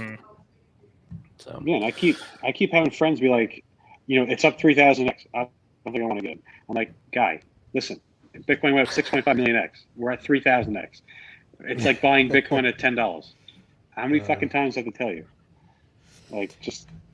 It's hard. Take it more seriously. It's hard. It's hard for people to comprehend those kind of numbers and those kind of like those gains. Like in their minds, it's just done. Like there's no way it could possibly go higher. It's just unfathomable to most people. Yeah. We're seeing that, and also with some comments on Pulse here. I guess Joaquin, because Vince has been chatting with him in chat, and we had another comment earlier. It's like, am I too late for Pulse? And for those who missed it, no, I certainly don't think you are. If you look at the HEX chart, even if you look at the dramatic rises in that chart, there were also some pretty nice dips that gave you excellent buying opportunities. And even on big payday, it went down to a fifth of a penny. We are at 13.5 cents right now. So that was just 9 months ago. I mean, and we were less than a penny earlier this year. So you got it. It's not too late. Don't just like throw in a towel and especially with Pulse here, because it hasn't even we haven't even doesn't exist. left the launching pad yet. Yeah, so just give it time. It's patience, guys. FOMO, just keep it at bay. Isn't that funny? People feel already late to Pulse, and we haven't. It doesn't even exist yet. It isn't. It's a very interesting observation, actually. Yeah, but that also shows that word is spreading, and word will continue to spread. So maybe it, just thinking out loud here, maybe it has an opposite effect, because I'm thinking, the longer this goes, and we stagnate, we just, bounce around here. Well, if word gets out and out and out, maybe hype builds, and holy crap, this Ethereum fees, even though it wasn't misconceived that they would come down, Ethereum fees are still through the roof. Pulse, man, savior, could be epic timing. I don't know. It's fun to think about. So many things at play. Yeah, we were only at 8 pennies when everyone was in Vegas at the end of June. Miltoni in HEX Pro Chat, they were talking about integrating a feature like Tornado Cash into the Uniswap fork that Richard might build out. I think there's a lot of cool shit that could Tornado Cash. Interesting. That's right. So wait, yeah, I really do. Wait, a lot of building into like the actual trading on like a DEX or something like that. Or are you talking about just building having it like building it into the actual Uniswap fork, like being a really easy way to do it. That would be cool. That would be really cool. Or something to do it, so it's nice and easy. And you know what? It's priced out on Ethereum because it's so stupidly expensive. But on Pulse, it'll be dirt cheap. Yeah, I think it's a brilliant idea. And then more participants. There's so many ideas. That'd be great. And I agree. Early in the stream too, I want to agree with you too, Motley. How I don't like seeing people coming down hard on anyone trying to build on Pulse.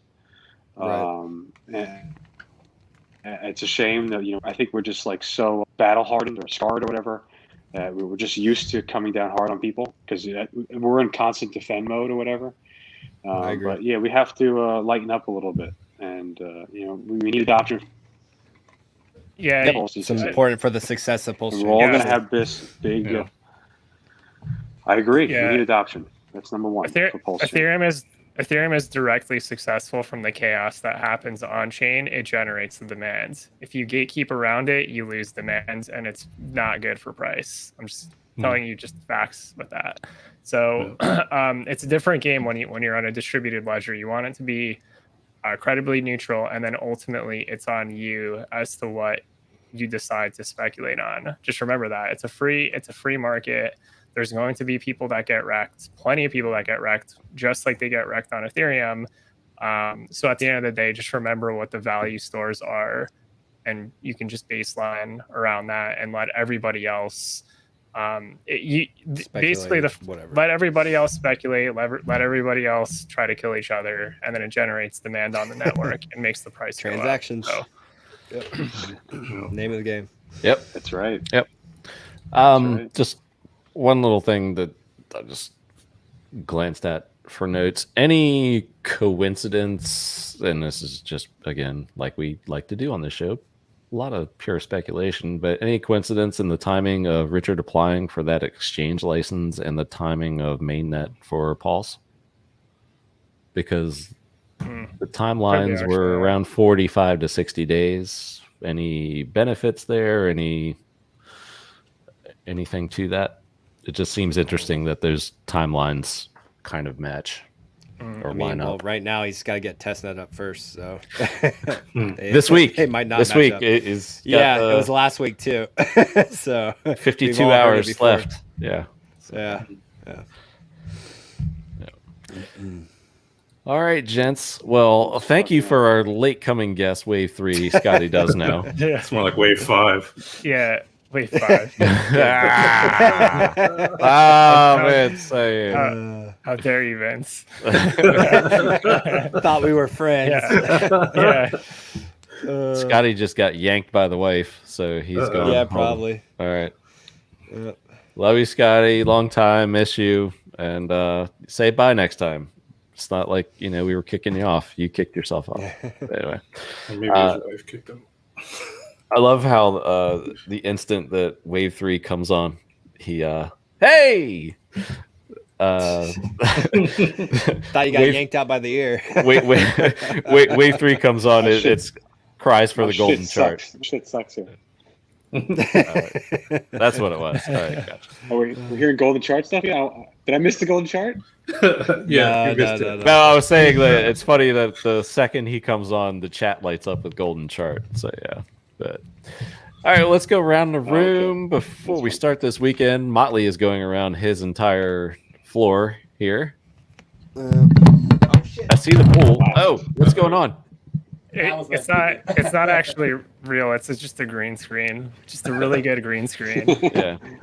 Yeah. Again, this is real. This is real. Yeah. This is Santorini. I don't know what Molly's doing over Can you guys still hear me? Hopefully I didn't break my speaker. All right, Perfectly. yeah, it definitely fell. Hold on, I'll get a better view.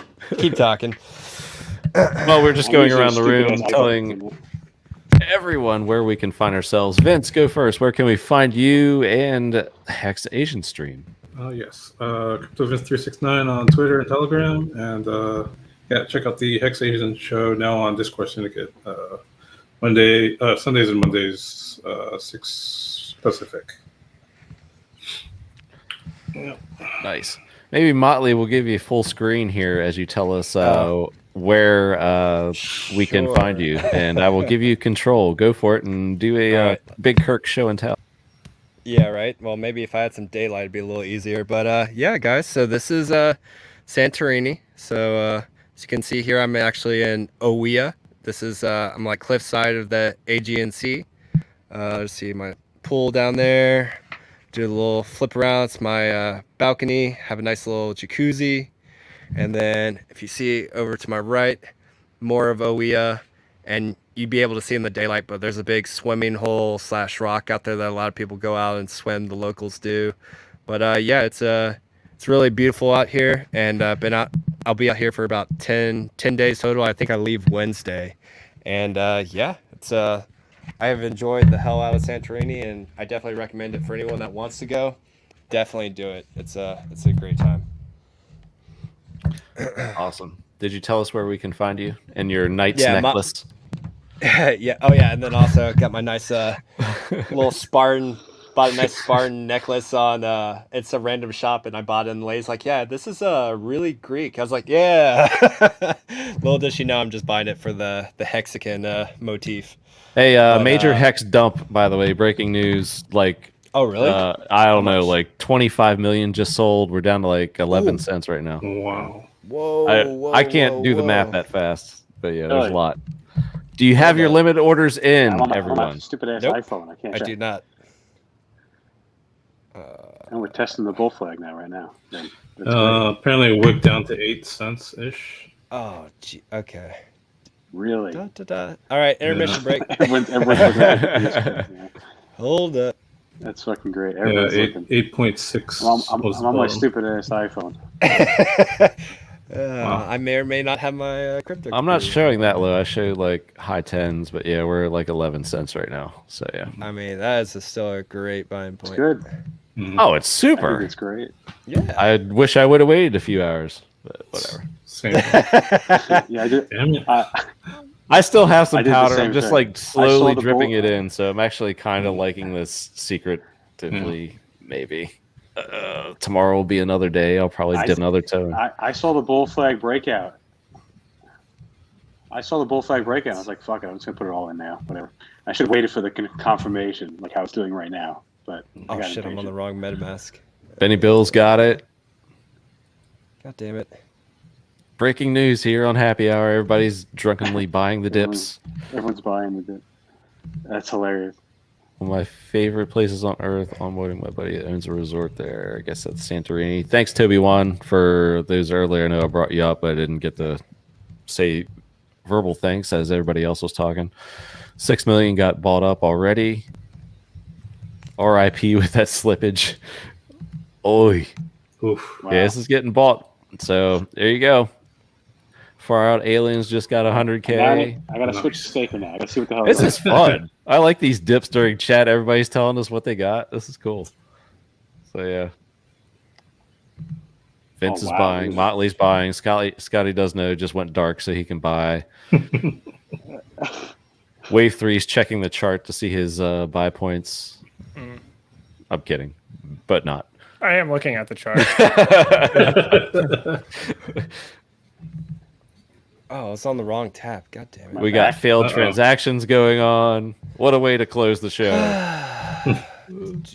So much for EIP working. This is a great dip. Yeah. Or is it just if people are trying to probably buy it, it's your transaction, whatever you're. No, Ross, I did not. Ross is accusing Vince of dumping.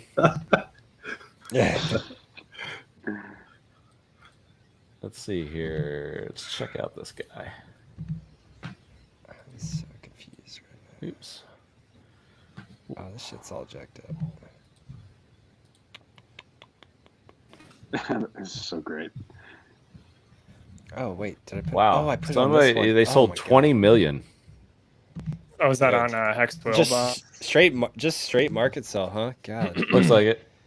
I mean, it's broken up in Etherscan, but yeah, like 13 million, 6 million, and 1 million. So it looks like 20 million just boom, dumped.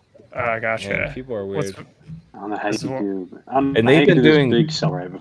It's really weird. They've been doing some looks like really small stakes, and just dumped 20 million. That's so strange. Interesting. Well, take advantage of it. Frenzy bought. Yeah.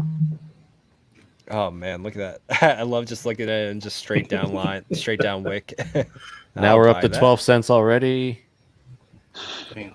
Right before the close too. Maybe they wanted to wreck the chart or something. But I mean, if you go back to that flag, it still kind of rests right on that, as Scotty was saying, right? If we're looking at the same flag, it went back into it. If it's 8 cents, then it went back in. But then now it's. I'm not seeing 8 cents. I just see high tens. But yeah, I saw 8 on Staker. I think I checked for a second. Oh, I believe it was 8. I think I don't know. Got my buy-in. We're good. Nice. All right, the show can resume. Resume the promo. You guys can resume. yeah. Guy's lowest. Yeah, he's seeing around what I'm seeing. Yeah, you don't have to blame it on RG3. Stream shortly. Oh yeah. He needs to run a limit. RG3 heard us saying that Pulse isn't going to come out for a while, so he had to dump some hex. Oh, it failed. What the fuck? Uh-oh. Bro, I hate MetaMask right now. What are you doing? Slow? You cheap ass? No, never. Shaking really out don't. weak hands on stream. Bro, this shit's annoying.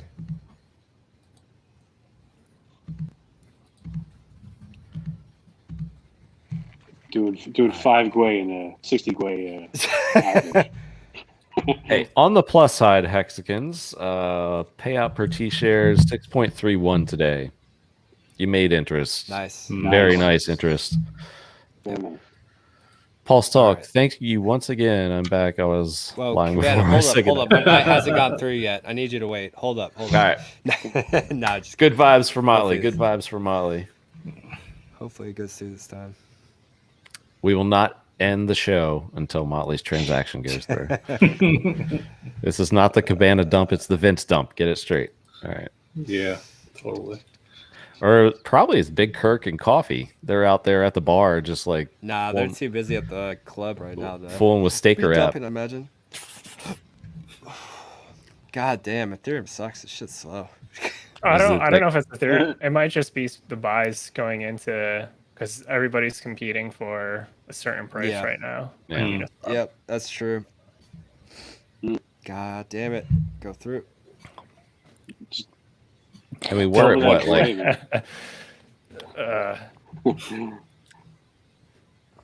Marion is cheering for you to wick us to 16 cents, Molly. So okay, get after it, bro. Whatever. You guys enjoy it. I give up.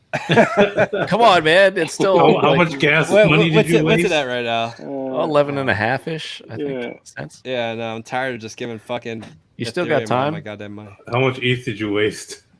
Don't worry about it. People are gonna go find my wallet via all these failed transactions right now. Let's see. Metallic's doing that EIP 1559. I guess I just have to manually enter the gas. Oh, bro, this shit's You guys see that video? It was fucking horrendous. Wait, what? You released the video on it? He did a video like this dance video. Oh, the rap video. The rap dance. Oh god. God, this is so fucking cringe. It's so. Ross Hex is already stalking you, Motley. So yep. All right. Of course he is. A dolphin has just become a squid. Yep, we're going to see a lot more of that in other classes as well. Going forward as these big end stakes and cells happen. We can thought a pump was I love how coming in. quickly these dips get bought up though. Yeah, we're coming up towards 12 cents. Did you get it, Motley? Can we close the stream? You can do whatever you want. I don't know what's got Ethereum sucks. I manually went in there and upped the GUI like a shit ton. No, I'm getting it one more college try here. Thanks as always to Brazology for putting things so eloquently. The dolphin just became canned tuna. So. Yeah, it failed again. It's not meant to be. I manually adjusted the shit out of it too. All right, gents. Well, that was some excitement. You guys enjoyed the dip. May we be right back at 14 cents tomorrow. So, yes. Oh yeah, for sure. Yeah. We didn't finish going around the room. Motley, did you tell us Knights of the Crypto Motley Roundtable? YouTube, Twitter, Knights of Crypto. We're moving it to Wednesday at 10 o'clock Eastern, so our boy Coffee can finally start showing up again, because evidently he parties on Thursdays and Fridays, which is a little odd, but whatever.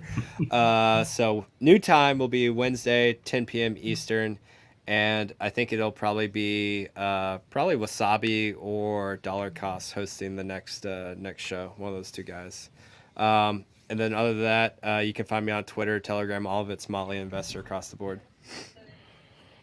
And Vince, we got you. Wave 3, where can we find you? Oh, yeah. Wave 3 TV, Twitter, Telegram, YouTube.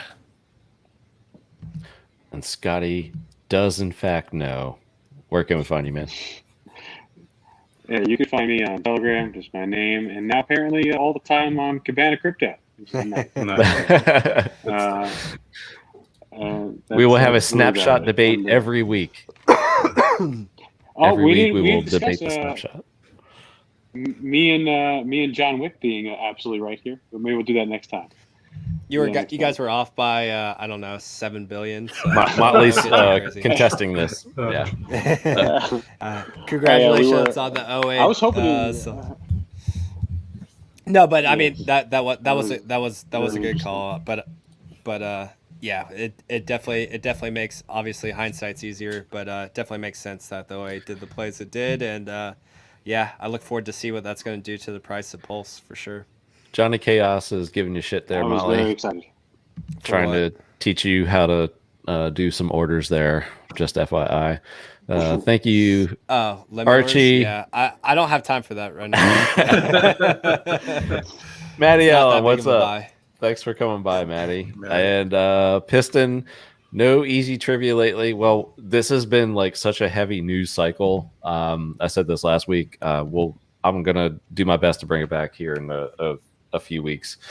We have a lot of new viewers, so we do a couple fun segments every now and then. Easy trivia. Vince and I do a joke off if the news is slow. But we've talked for like 3 hours about nothing but crypto, because the news cycle right now, as I said, is just insane.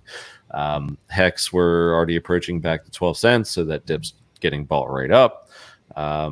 Yeah, it's awesome. It's a great time, exciting times. See, these opportunities are still there, even if you're in HEX, and you're going to get the same opportunities in Pulse too. I just be patient, guys. Be patient. Don't FOMO, and let these opportunities come to you. You're getting a better price than I did today, and some other guys did yesterday. They were saying that they were buying. So good for you guys. And it's cool to see it on stream. Yeah, so cool. And seeing it real time. And yeah, Sapper 30 or 631 per T-share. So you got paid. Payouts. You got paid that much to wait. Usually it's like 5.8. So just insane. So, all right. Well, one last thank you to the chat. You guys were awesome. It was hard to keep up there at times, and that's what makes this even more fun than what it already was. Awesome viewership. Motley, Vince, Wave 3, Funding Jim that was here, Crypto Coffee, Big Kirk, who knows where those two are, and Scotty does know. Oh, man. Thank you guys, and everybody out there. Have a great weekend, and we'll see you next week. All right. Later, guys. Thanks for having us. Cheers. Thank you.